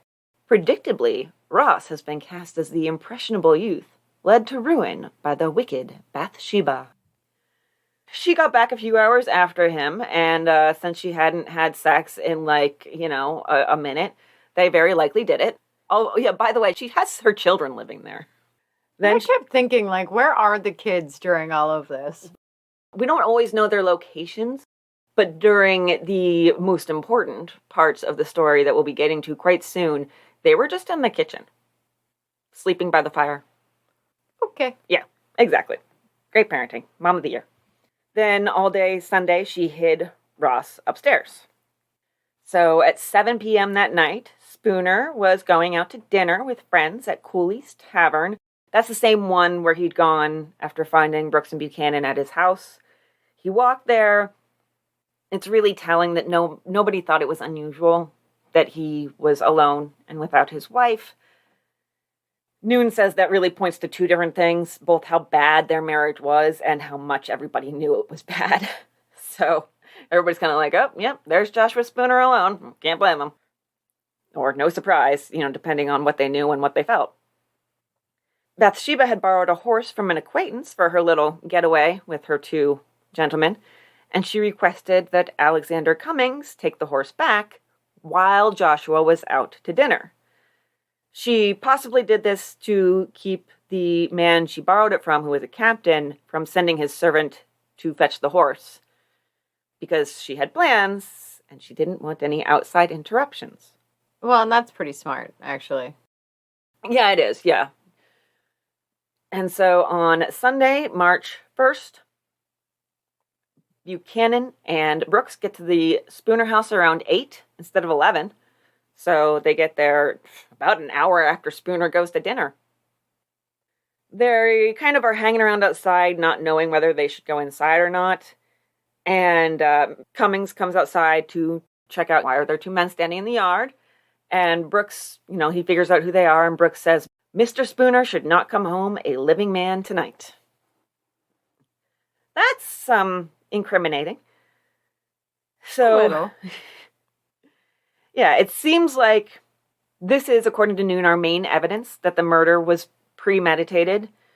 Brooks is saying this, but he hasn't really seen anyone but Buchanan with whom he discussed the murder since the prior day when Bathsheba left. So it seems like they made the plan the prior day on Saturday.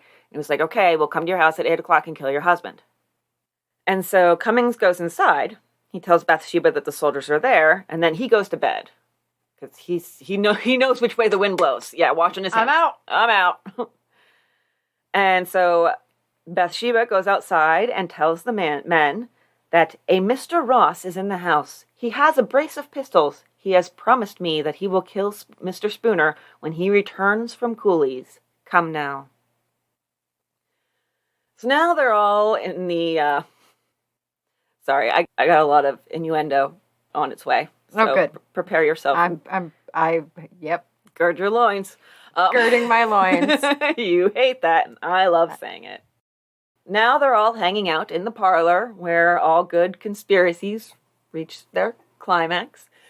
And Ross is also waiting there. He whips it out, and by it, I mean his pistol, and says, Mr. Spooner should die by this tonight.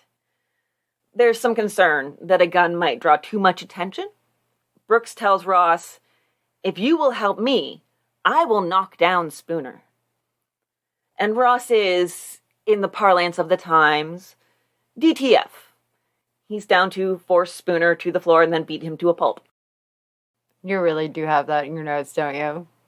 Yeah. Yeah. If I think of it in the moment, I'm worried that I'll forget it when we're actually recording. That's why I write things down. That's why anyone writes things down. Yes, I have that in my notes. I'm not just going to be like, oh, that'll come to me. No, I write everything down. I have a million Post-it notes.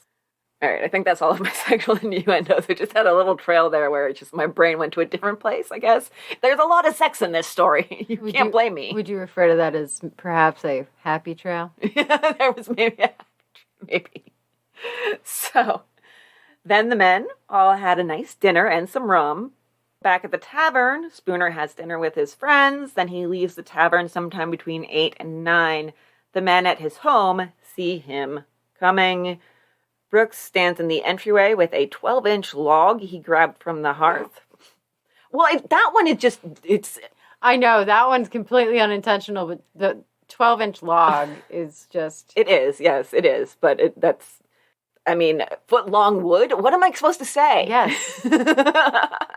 And now we know why Bathsheba was sleeping with him. Yeah, I'm sorry, that pun was just baked in, or innuendo, rather, I guess. Bathsheba stays in the kitchen with the sleeping children. She might have also been eating her dinner at this moment. My God. From the entryway, Brooks punches Spooner as he comes to the door, and Spooner falls to the snow. Spooner yells, "What is this? Murder!" I mean, ask a question and answer it. I don't know what you need me for. Yeah, I mean, like... It was how they talked in the day, you know. It's much like you or I would be like, what the hell? If we walked up to our house and got punched. You know, if we weren't able to say it, we'd at least think it. Fair. So before Spooner can get up, Brooks is on him, hands around his throat, trying to strangle Spooner. And we actually saw something very similar in my Tiny that I did today, where it seems like he got impatient, and so he's like, screw this, he grabs the log, he smashes Spooner in the head with the log. So much more effective. Okay, folks, for those of you who are not Patreons, just so you know, it takes 5 to 7 minutes to strangle somebody to death. This is a long process. You can fuck in 5 to 7 minutes, and that's how long it's going to take somebody to choke by your hand. So choose wisely, folks. Crime tips from Amber. It's going to be its own segment now. Little tinkly piano. But I mean, really, it's a long process. It's so much easier to bash them over the head with something hard. Something hard. You said it, not me. He smashes Spooner in the head with the log.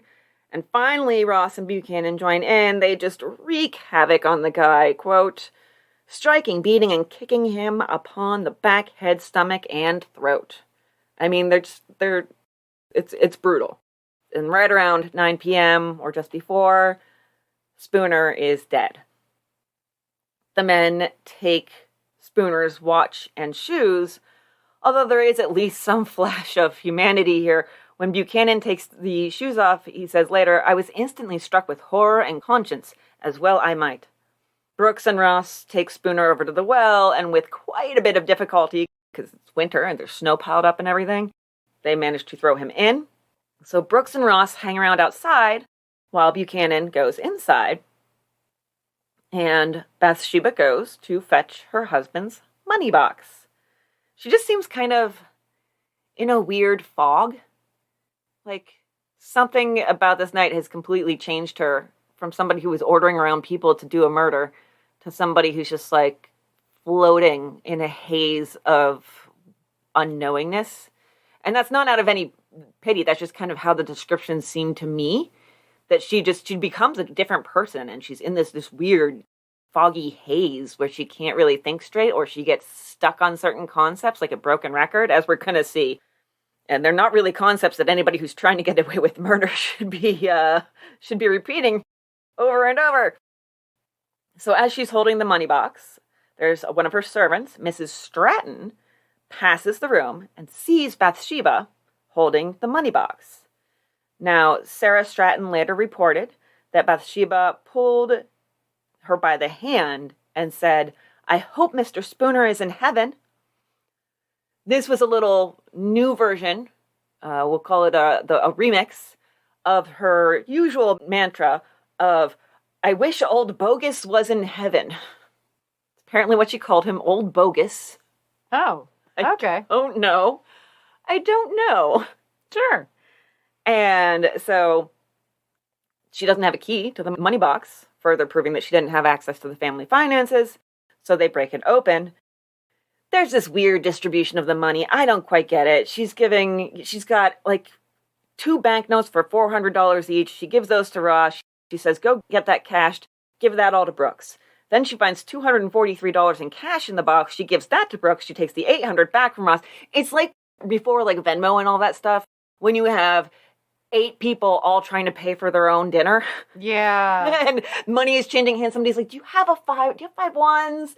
And there's just all this confusion. And it always feels like something got mixed up somewhere along the line, but I just want to go home. So. Yeah. Like I'm trying to help somebody make change and all of a sudden I've paid $23 for my $8 meal and I'm like, wait. How'd that happen? I've been bamboozled. So yes, there's this weird back and forth with the money, kind of little shell game it almost feels like. She gives Ross 40 pounds in banknotes and tells him to go buy fabric for a new riding dress. Eventually she finds 3 more bills. These are $8 bills. Gives those to Buchanan. I just wrote that down because there were $8 bills. I love it. It's very strange. Like, what denominations did they have that I don't know about? I've heard of $2 bills. I've heard of $3 bills. I have never heard of $8 bills. Until now. Now, just note, she's giving away pretty much everything in the box. She can only, by law, inherit 1/3 of Spooner's estate. Where the rest of it goes, I don't know. Probably to, like, his extended family or is saved for his children, maybe. It's hard to tell.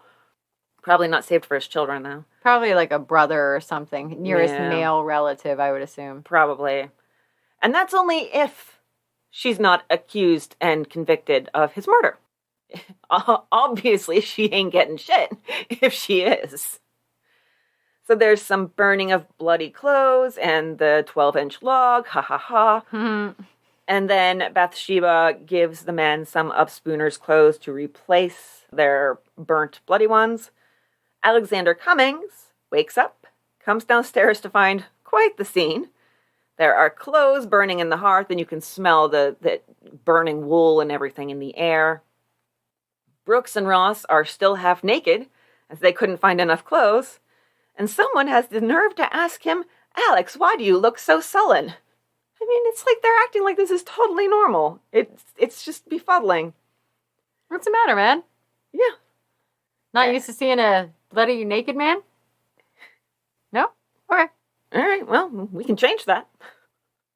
So, Bathsheba offers Cummings her dead husband's shoes if he washes the blood off of them. Oh. And he's like, no thanks. But Bathsheba's like, no, you and Mrs. Stratton go on out to the well and fetch some water and clean off the shoes. What? This goes about as well as can be expected. Oh, man. I wrote it and then I saw it. It's still an accidental pun. It wasn't on purpose. It wasn't a premeditated pun, okay? Nah. It's only manslaughter. It's a manslaughter pun. Yes. The bucket, when they lower it, hits a dead body instead of the water. And the two of them, they figure it out pretty quickly. They knew what was going to happen. I think they wanted to not believe it maybe, or think, well, they keep on trying to kill him and failing, so they'll probably just fail again. They were really relying on the incompetence of this bunch and not expecting it to really go through. So when they see it's gone through, it's very much a shock to them. Stratton races back to the house. She's a total wreck. She clutches the family Bible. Alex comes in. He tells Bathsheba that he can't get any water because, quote, I believe Mr. Spooner is in the water. Meanwhile, Buchanan's standing next to him, and he's like, if you're not going to take those shoes, I mean, I'll take them. I love them. I think he had great taste. They're adorable. Really going to give me that elongated calf look I like. So he takes the shoes and he keeps them. The 3 main perpetrators here leave, Buchanan, Brooks, and Ross, and say that they'll be back in 2 weeks. Bathsheba and Stratton go to bed. It seems like they're in the same room and probably in the same bed. Bathsheba is back on her bullshit. She just keeps on saying, I hope Mr. Spooner is in heaven. I hope Mr. Spooner is in heaven. Over and over and over. She's really pissing Stratton off because Stratton's like, you shut up or I will tell the neighbors what you did. Bathsheba's like, okay, I'll give you some money not to do that. So, yeah? Okay. And then finally when Bathsheba goes to bed, Stratton's like, screw this. And she goes to her own bed. Once Bathsheba's asleep, she's like, no, not sleeping in bed next to a murderer. Can't say I blame her one bit. Right? Meanwhile, about 5 hours after leaving the Spooner residence, the threesome here, Brooks, Buchanan, and Ross, they go back to the tavern that they left less than 24 hours before, and they tell Prudence when they arrive there, this very early morning, that the authorities were out looking for escaped prisoners of war. And then I did look up a woman who owns a tavern. I like tavern mistress. It just kind of has a sexy, wenchy kind of feel. But the best I could come up with was, that's, an official word was alewife. Yeah, I saw alewife a lot in some of my readings. I don't like it. I want her to be, she's going to be the tavern mistress because I decide things. So all right, we'll make her the tavern mistress. So he asks the tavern mistress to do some alterations on their clothes. They show her other items of clothing and mention that Mrs. Spooner had kindly gifted them stockings and shirts and all kinds of great stuff. Where'd she have all this extra clothes from?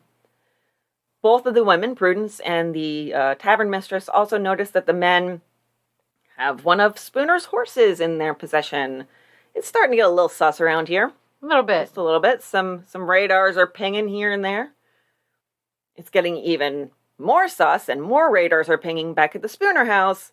In the morning, Bathsheba is still on her bullshit about heaven, while staring down the well with Cummings by her side. And then she turns to him and asks, do you think we could sink him? I don't know, how far does this well go that he's... Oh my God. Yeah, it's very something.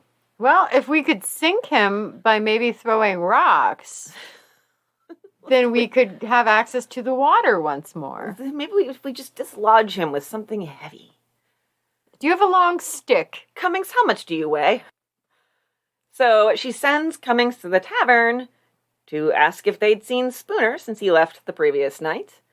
And the tavern owner, Ephraim Cooley, his hackles go way up. Radar's pinging all over the place now. And so he takes 6 men over to the Spooners. This man knows what's up. They do some searching. They find Spooner's hat in a pile of snow. And then they find blood on the curb of the well. Well, and they probably have Cummings just standing off to the side, like kind of pointing. Yeah, very much so, I'm sure. Look over there. Follow my eyes. They're pointing in that direction. That's where the dead body is. So Cooley goes to the coroner and the constable, and by the time they get there, Spooner's dinner partner from the night before, who was a doctor himself, was on the scene, and the body had been pulled from the well. Beat him to the punch. Yeah, coroner and constable rock up, and they're like, well, I guess we don't really need us here. You want to go grab some lunch or something? No. The only medical evidence that they really gather is that he had severe head wounds and bruises on his temple and forehead, as well as an 1.5-inch long cut on his scalp. They bring the body in, they lay it on the sofa, and Bathsheba and her 2 older children stay back, but little 3-year-old baby Bathsheba goes and looks at the body. She's 3. I know. She's, curiosity is part of toddlerhood, and, hey, daddy, papa, whatever, not understanding death, etc., etc. It's just very, don't like it.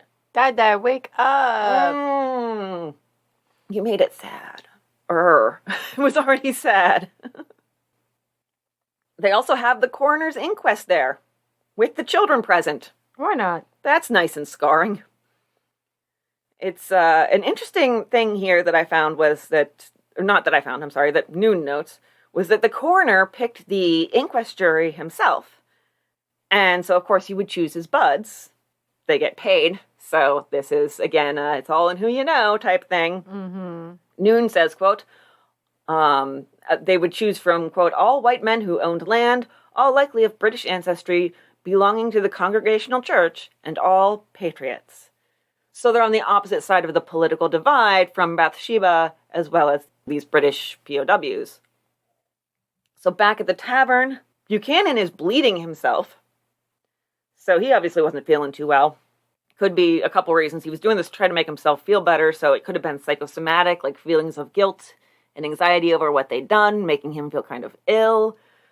Could be that when he rolled that poison powder that you'll note they never used, he got a little bit of mercury poisoning from contact with the powder. Noone points that out. And so the bleeding himself, he's doing that because they still thought in this time period that the 4 humors dictated physical health. Those were blood, phlegm, black bile, and yellow bile. And you don't want to know how these theories tie into ideas about gender and reproduction. Nope. Good.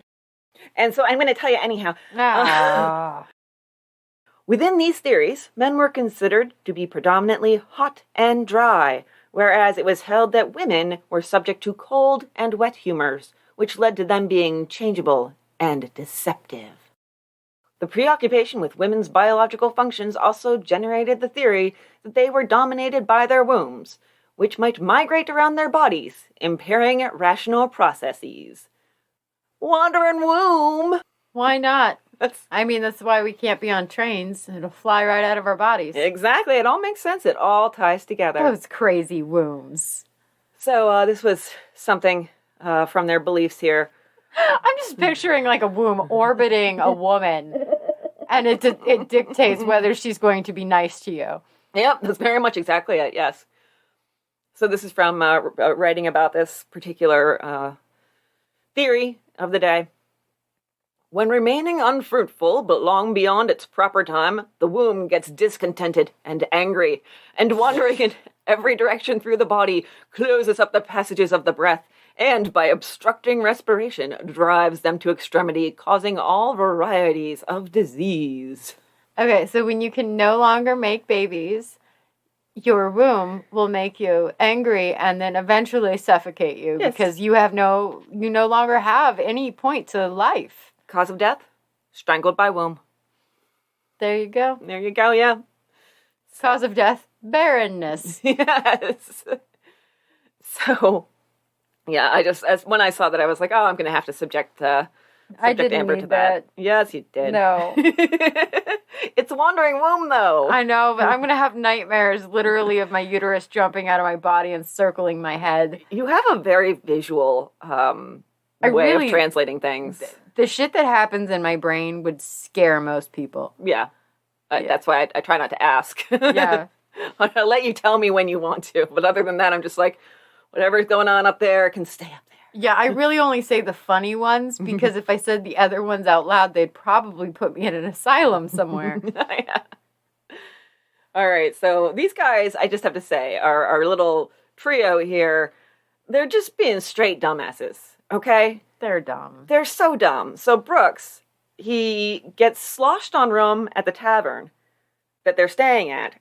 Then he heads to another tavern where he shows off not only Spooner's watch, but also the buckles on his shoes.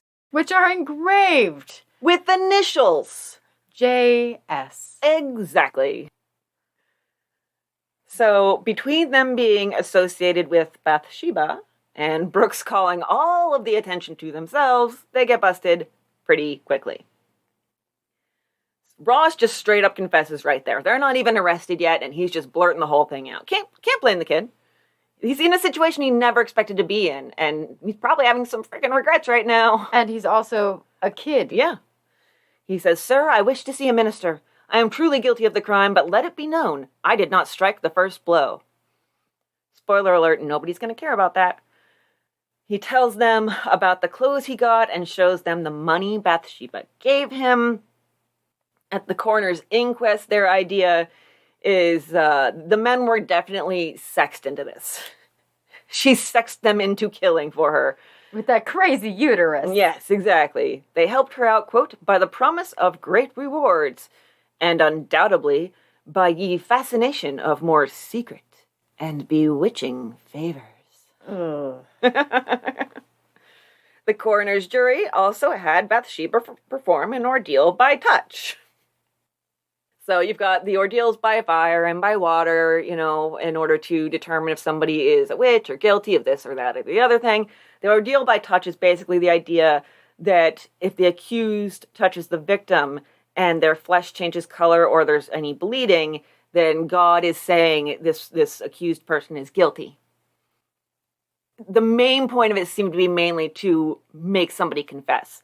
Much like they will show somebody, in a modern interrogation, pictures of the body. Or, in some of the ones we've talked about, take them to the morgue to look at the body. It's this idea of confronting what you've done in an attempt to get somebody to be truthful about it. And it does not work at all. She touched his head and said, "Poor little man," but there's no mention of whether he bled or not, which he's dead, so no. After the inquest, they told her that she was going to jail, and then she confessed the following. "I hired the men to commit the murder. I offered them $1,000. I gave them $200 on deposit. The murderers included Sergeant Buchanan and Private William Brooks. We 3 were involved." Who's missing? Ezra Ross. Ezra Ross is missing. So her sister probably took care of the kids at this point, since their father is dead and their mother is in jail. And that had to be really fun for her because she had 5 children under the age of 6. Oh, Lord. And then we're adding another 3 on top of it. Well, I mean, with that many at that point, It's just more. It's just always loud. Hopefully they'll keep each other occupied. This is probably also still in children should be seen and not heard times. Yeah. I mean, children can be quiet. I've seen it happen. Not so much in America, but on French trains specifically. Babies don't cry on French trains. It's the most amazing thing. Okay? Children are quiet and still. Is chloroform legal over there? I'm like, is the whole train filled with carbon monoxide or something? I feel like it is. Or like they have like little trank darts, which I really want to invent. Just like, could you imagine if like the kids are just acting up? You're at the grocery store. It's not even your kid, just sleeping baby. It'd be outstanding. I didn't know this was a dream that I had until this moment. Yeah, like I want to make baby safe trank guns. Yeah. Thank you, Amber, for giving me new dreams. You're welcome. Oh gosh, I have such bad aim. This would be a horrible idea. Oh yeah, no, we used to play darts. I'll do it for you. Yeah, you've seen me play darts. This is a terrible idea for me. So the ride to the jail is a little awkward, considering that both Cummings and Stratton, are with her. Both will be held as witnesses, but not charged. Bathsheba says, even though it's March, she says, "It don't seem like Christmas Day." Well, really. I mean, you're getting arrested for your husband's murder, so no. Not getting any presents. You're getting coal, bitch. And also, it's March. Yes.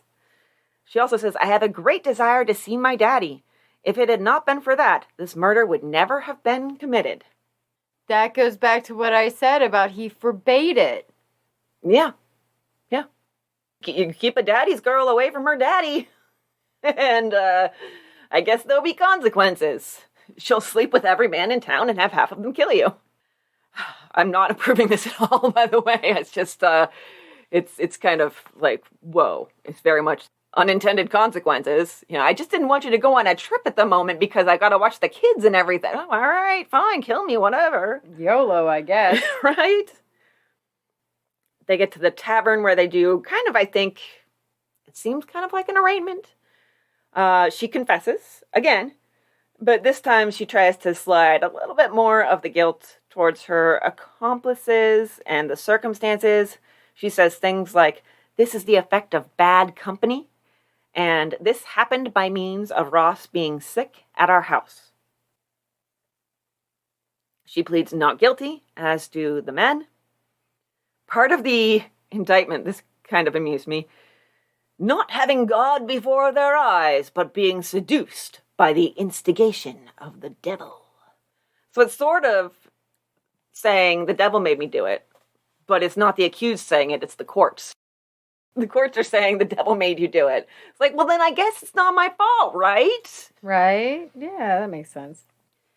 The funeral is held for Joshua Spooner, and the murder is addressed right in the title of the sermon, which is a sermon preached at Brookfield, March 6, 1778, on the day of the interment of Mr. Joshua Spooner, who was most barbarously murdered at his own gate on the Lord's evening proceeding by 3 ruffians who were hired for the purpose by his wife. And Noone kind of sketches out how funerals worked back then, too, which is, as usual, incredibly unfair to the women. There would have been a big dinner afterwards. This was not a potluck. This was paid for by whomever paid for the rest of the funeral stuff. In this case, it was Bathsheba's sister, the same one who took in the kids. That's not cool. Oh my goodness. And, even more so, women weren't allowed to attend the dinner. They just had to pay for it. And probably make it. And clean up after it. So, she paid for it, didn't get to eat any of it. We don't even know why. They're usually held at the home of the deceased, so even more stress, having to host people. Some funerals I've been to, everybody meets back up afterwards at the home for food. And usually it's not a direct relative preparing everything, but Jesus Christ, this woman, her sister has 8 children she's taking care of, 3 that were just foisted upon her this week, and she's paying for the funeral for her brother-in-law, and she's not allowed to eat the food, and she probably has to clean it up. I would honestly be like, why would I pay for my brother-in-law? He has his own family. Yeah, right? Where's his family in all this? Yeah, no, I'm going to have to eventually bury my sister. So, no, this one's not me. Probably sooner than expected. Yeah, it's not great. And so sometimes these funerals were kind of, something. Noone shows us one 1797 funeral dinner. 120 bottles total of the following: rum, beer, gin, brandy, wine. Expensive lemons and oranges, sugar, beef, ham, bacon, fowl, fish, oysters, 12 dozen eggs, vegetables, cheese, fruit, and sweetmeats. Wow. That is a feast. Far as, proof, Buchanan and Brooks signed confessions that were probably dictated and not written by themselves. That always makes me feel uncomfortable. Doesn't matter how obvious guilt seems. It puts too much power in the hands of the authorities. And these are people with lots of reasons to be against Brooks and Buchanan. They're on opposite sides. These are escaped prisoners of war. Yeah. We don't approve of fornication. We don't approve of defiling the marriage bed. So they really had no defense to give at the actual trial, which they're all tried together. It's the very first capital murder case in the U.S., which has had barely 2 years of existence. Not even quite that. The trial was held on April 24th, about 7 weeks after the murder. The defense attorney would later be the governor of Massachusetts and then attorney general in Thomas Jefferson's administration. So he's going places. They also note that counsel was usually retained after in the indictment, not the arrest. And in this case, the indictment was only 3 days before the trial. But he might have been hired on earlier than that just because, she had plenty of time and wanted to prepare, or the 4 of them did. Interestingly, Ezra Ross had given a similar confession to the other 2 men, but the defense attorney kind of made a special case out of him, arguing that he just didn't know that there was going to be a murder, or maybe he didn't know for as long as the other men did, so maybe it's less premeditated. He kind of maybe didn't participate. And if he did, or if he showed enthusiasm toward it, it was probably just because he wanted to get into Bathsheba's petticoats. I think he's making more of an effort because he sees more hope since it's a younger client. He feels like there's more of a chance that, there'll be mercy towards him. And so if he makes more of a case, then that'll just pile on top of that mercy, and perhaps he can at least win one. This also is of note because we have what is possibly the first testimony by an African American in a capital case. Prudence, from the tavern where the two men were staying and then came back to. She testified about the behavior of the two men and Bathsheba and, some extracurricular activities going on in the rooms of the inn. After 1 day of trial, 16 hours and 22 witnesses, none of which were the accused, who declined to testify, they were all found guilty. All of them are sentenced to death by hanging. Now, we have something we've seen in the past before. About 2 weeks before the scheduled execution, Bathsheba claims to be pregnant. Now, according to the law, there had to be, in this case, a special examination. It was performed by 12 matrons and 2 midwives, or as they put it in the time, diligently to be searched by the said matrons, in the presence of said men midwives by the breasts and belly. And Noone calls it a brutal examination, so they're not just like touching her stomach. There's more to it than that. So, there's a lot kind of on the line here, at least for a little while, because if, there's a plus sign on that stick, she doesn't go to the gallows until after the baby is born. The exam finds her not pregnant. Then they give her another exam about 2 weeks later. It's requested by her, but it's not really state sanctioned. This one, the result is very different. All but 2 of the examiners say she is pregnant. That second exam is just completely ignored. She also sort of switches her story now. Now she says that the murder was Ross's idea, and it was his doing. He's the mastermind. And Noone questions whether this was more signs of mental illness or if it was an attempt at vengeance, because it was now known that somebody else was pregnant, too. And that was a girl back in Topsfield from the time when Ezra Ross went home for a little while. Well, they had a lot in common. They really did. They were both just loved to spread around the love. Finally, execution day comes, July 2nd. It's a big day. 5,000 people flocked to the site. Now, they had to sit in church through a long sermon about the murder. The men were to sit in the church. For some reason, Bathsheba is not present, and it's not clear why. But she seems pretty ready. The sheriff is getting the nooses ready, and he brings one to her to check the fit, asks if he can put it around her neck, and she says, "Sir, I esteem it as much as though you had placed a necklace of gold or diamonds about me." That just doesn't seem right. So then they're off to the gallows. The accused man walked. Bathsheba was taken in a chaise with her confidant and spiritual advisor, Reverend McCarthy. Noone notes that she was, quote, still weak from the midwife's exams. This, I don't know what they did. She seemed like she was barely able to climb up the stairs to the gallows. It almost seemed like she had to, heave herself up there.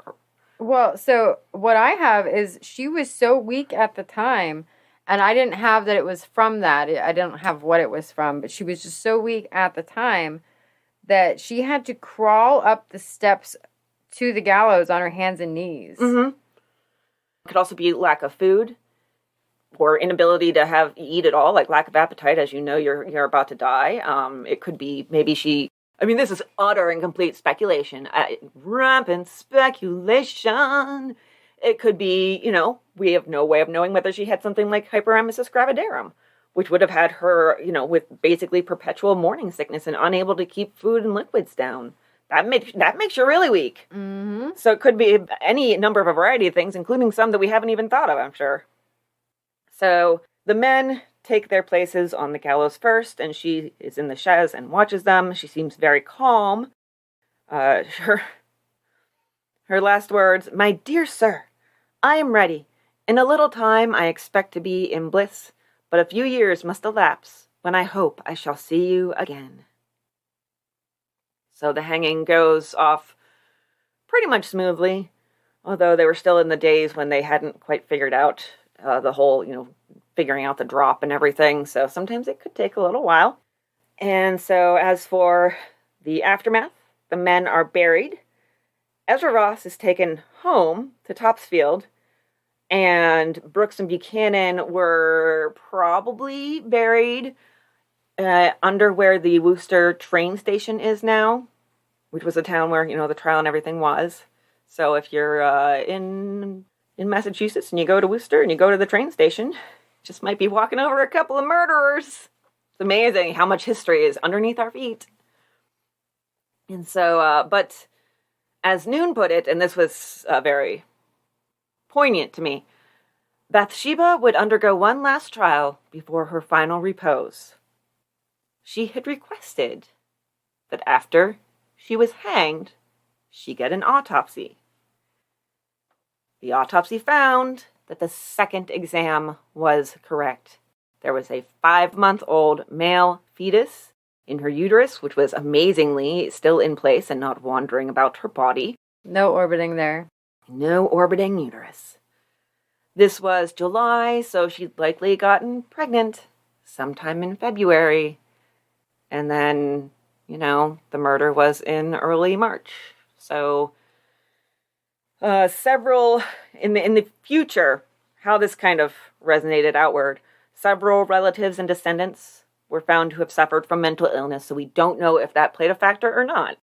It happens all the time on this show, where we just don't know because they didn't have the tools that we have available now. And it'll be the same thing in 250 years. They'll look back at us and be like, those prehistoric idiots, because we don't have the tools that we're going to have in a couple of centuries. We're living in a glass house, but we will feel free to throw stones back at the past anyhow. Also, another famous case pops up here in relation to Bathsheba Spooner. Her execution and the fact that she was found to be pregnant afterwards, this was something that horrified people. For obvious reasons, may have been in the minds of the jurors in the Lizzie Borden case, when they ended up going for a kind of surprising not guilty verdict. Over a century later, that was also in Massachusetts, just 80 or so miles up the road, and we covered Lizzie Borden. I think that was in our 100th and 101st episodes, I think. Somewhere around there. Yeah, I think that was what we did for 100. But it just seemed to be, it didn't always stop death sentences for women, but it just seemed to be kind of on people's minds. It was still known enough for a while that whenever jurors would be sitting there trying to decide, they'd be like, Well, because the baby didn't do it. Exactly. I mean, talk about punishing the child for the sins of the mother. Yeah. So, now as for other people involved here, we mentioned that Timothy Ruggles ended up in Canada. He ended up in Nova Scotia. There was one article somewhere, I can't even remember with his Wikipedia article, I've read a lot, that said that he chose the motto of Nova Scotia, Resurgam, which is Latin for I will rise again. Now it's currently, and I have no idea what the history of Nova Scotia's motto is, I left that rabbit hole be, but now it is Munit haec et altera vincit. One defends and the other conquers. So maybe Nova defends and Scotia conquers. I don't know. I don't know who the one and the other are. Nova Scotians, fill us in if you want. But, I feel like at the end of the day, it's don't fuck with Nova Scotia. There you go. Exactly. And so Ruggles got 10,000 acres in Nova Scotia. People just love giving him acreage. This was kind of, it seems to be in response for the land and property he lost, and this was specifically, the Crown gave him recompense for the property he had lost. Two of his sons joined him, and he turned his land into a gorgeous estate. Joshua Spooner was buried in Brookfield, and the cemetery caretaker says that they've never been able to grow grass around that particular stone. Now, when people ask about it, he tells them, oh, well, there's so many visitors, they're trampling the gravesite, but he's like, I'm just reassuring them so that they don't think something weird's going on. Something weird's going on. Mm-hmm. Speaking of weird, we've never had this before. There are chalk drawings in the attic of a tavern from that time period that is still standing. And there are pictures of these in the book. The drawings weren't found until the 1980s, but they are drawings of the hangings. Bathsheba and the men and the hangings. It's crazy. Oh. So it's just somebody was in an attic, probably around that same time period in the tavern, and they were like, well, I'm feeling arts and craftsy. Hand me the chalk. I find that very, very interesting because I actually had in my notes at one point when the three men were arrested at the tavern that Ezra Ross was actually hiding in the attic of the tavern at first. Oh, okay. Yeah, but it would be silly for him to be drawing them hanging when he doesn't know the results yet, and they're only just beginning. Yeah, unless he was like, we're all going to die. Maybe. I feel like it was somebody who was, like, practicing out their artistic skills or something like that. Probably, but it'd be cool as hell if it was Ezra. Because there's no mention of it being a tavern that they were in. It's just a tavern that's in the area that was extant at the time. But as far as Bathsheba, nobody knows where she's buried. Well, probably. There was one person way back who said that only one person in this town knows where Bathsheba is buried, and they're not telling. But nobody knows who that is or what's the what. So she just is kind of, her body has disappeared, but the story definitely lives on because, well, I mean, it's Revolutionary War America, so it's part of our history of how we became a country. There's also a lot of sex. You know, it's very, very colonial in nature. We have grog, we have buckles on shoes. So one of the things I found to be very, very interesting here is, so Bathsheba Spooner was the first woman to be executed in New America. Oh, yes, I forgot that. I said it was the first capital case, but I forgot about the first woman thing, yeah. But if you look it up, it comes up as Mary Surratt, who had a role in the assassination of Lincoln. Yeah, years and years later. So I'm kind of confused as to why she is just kind of erased from history. Because people want to forget it because of the huge mistake that was made with denying her pregnancy and executing her anyhow. People were so horrified by that, they were like, crap, we better not do that for a really long time. Yeah, well, there's actually a list of women hanged between 1632 and 1900, and she's not on it. That is weird. I mean, she was hanged, we know this. Yeah, and it's just like, we're just not going to talk about that. We fucked up. Yeah. Shh. Nobody say anything. This is just between you, me, and the autopsy records and history. So just bizarre. They're like, we're just never going to talk about that and pretend it didn't happen. Pretty much, yeah. Well, we love sweeping things under rugs, so. So what are the title of your show notes? The title of my show notes were, come on, go back in there. That's what she said. Murder and probably yet another syphilis epidemic. Mine was, let's seduce some assassins. Nice, excellent. So I do have a recipe for you. Oh, no. Is this in retaliation for the beef fizz I sent you earlier? I'm still going to do that. I'm going to live stream it, I'm telling you. I don't know why, but I'm like, yeah, challenge accepted. There's too much citrus in it for me. But yes. If you want to leave out the lemon, I'll drink the beef. So this is from around the time, it's kind of hard to find the exact year or so. 1778 was when Bathsheba Spooner was executed. This is from a few years later in 1787, and it was published in England by Mrs. Charlotte Mason. The name of the book is The Lady's Assistant for Regulating and Supplying the Table, being a complete system of cookery containing the most select bills of fare, properly supposed, for family dinners of 5 dishes to 2 courses of 11 and 15, and several desserts, including the fullest and choicest recipes of various kinds, and full directions for preparing them in the most approved manner, by which a continual change may be made as wanted from the several bills of fare. Likewise, directions for brewing, making English wines, raspberry, orange, and lemon brandies. Also remarks on kitchen poisons and necessary cautions thereon. Okay. It's the title of the book is actually longer than the recipe. That is, I feel like they should have edited. Maybe a little bit. I mean, right from the start, right on the cover, you're like, somebody needed an editor. I stopped listening after 4 words. Somebody please get a red pen and go to town here. Yeah, like I really wasn't listening until you said kitchen poisons, and I was like, oh. That's why I put the whole title in, because I knew you'd be curious about the kitchen poisons, but it wasn't until the end. All right, so this is how to make an oatmeal pudding after the New England manner. And I'm going to read it as written. Oh, Great. You hate this almost as much as you hate girding your loins. Yep, I will gird my loins for your Yep. Take a pint of whole oatmeal, steep it in a quart of boiled milk overnight. In the morning, take a half pound of beef suet, that's suet, so just to clarify, shred fine, and mix with the oatmeal and milk from grated nutmeg and a little salt. With the yolks and whites of 3 eggs, a quarter of a pound of currants, a quarter of a pound of raisins, and as much sugar as will sweeten it.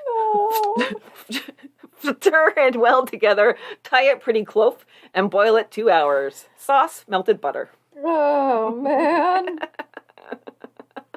I'm in pain. So, for those of you who have never done any old-timey research, there is a period of time where instead of S's, newspapers and books would write the letter F. But not every time. Just some of the time. And it's some of the time. Just some of the time. And it's an S. It's kind of an S, but it's an S that looks very much like our version of an F. It's amazing and awful. It's really difficult to read and parse until you get a little bit used to it. And even then, it's kind of brain hurty. But boy, is it ever fun to see Amber just collapse into a puddle of giggles.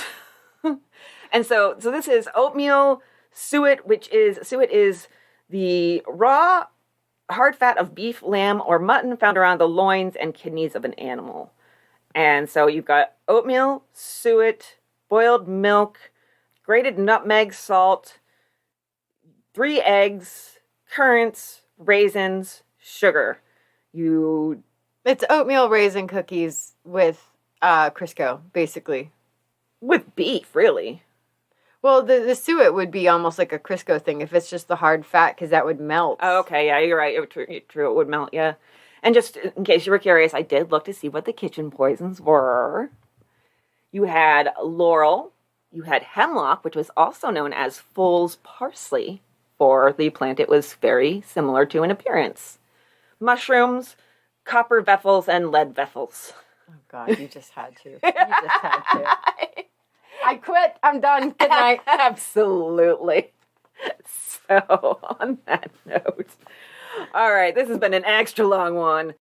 Oh, man. So, don't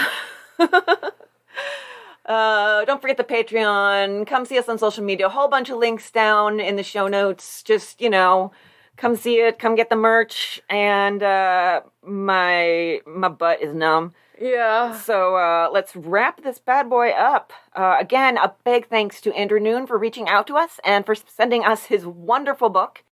It was incredibly enlightening. I feel like I really learned a lot that I didn't know about the colonial days and the war for, the revolution. And, of course, Bathsheba. So thank you, Andrew, very much. Yes, that was very kind of you to do. And we were thrilled to be able to read your book and talk about it. And we hope we did it justice. But the thing is that there is a lot more to it. Like I said, there's so much about the war and everything and about how people lived that there's no time for in the show. So go buy the book. And again, the link for that will be in the show notes, both in the sources and in, up with the regular stuff. So I'll put it in there twice. And on social media, what the heck. I'm putting the link everywhere. So it'll be everywhere. So yeah. We're going to, let's see, this week, I'm going to be spending a lot of time looking at old newspapers. How about you? Yep. Yep. So that's what our plans are for the week. And thank you, as always, for listening. And let's see. Maybe don't spread around your fiffolith. Just remember, folks, it is much easier to hit someone in the head than it is to choke them. Choking takes time. If you are not a patient person, that's not the way you should go. Crime Tips with Amber. Old Timey Crimey takes no responsibility for Amber's thoughts or opinions. All right. See you next week, guys. Bye. Bye. Sources. Very wildly. Yes, they do. And whether I remember or not varies wildly, too. Do you want me to start? Go ahead. All right, I got womenshistoryblog.com, Thought Catalog by Denise Noone, historicipswich.org, and secondstogo.net. My sources disappeared. But, yeah, I don't know where they went. Well, pretty much it was the book that I mentioned. Bathsheba Spooner, Revolutionary Murder Conspiracy by Andrew Noone. As well as, I think, some Wikipedia articles, and I think that was pretty much it. I don't know where they went. That's so weird. It's been a rough week. That's fine. You'll find them later. Yeah, I'm sure. Stick a fork in me. I'm done.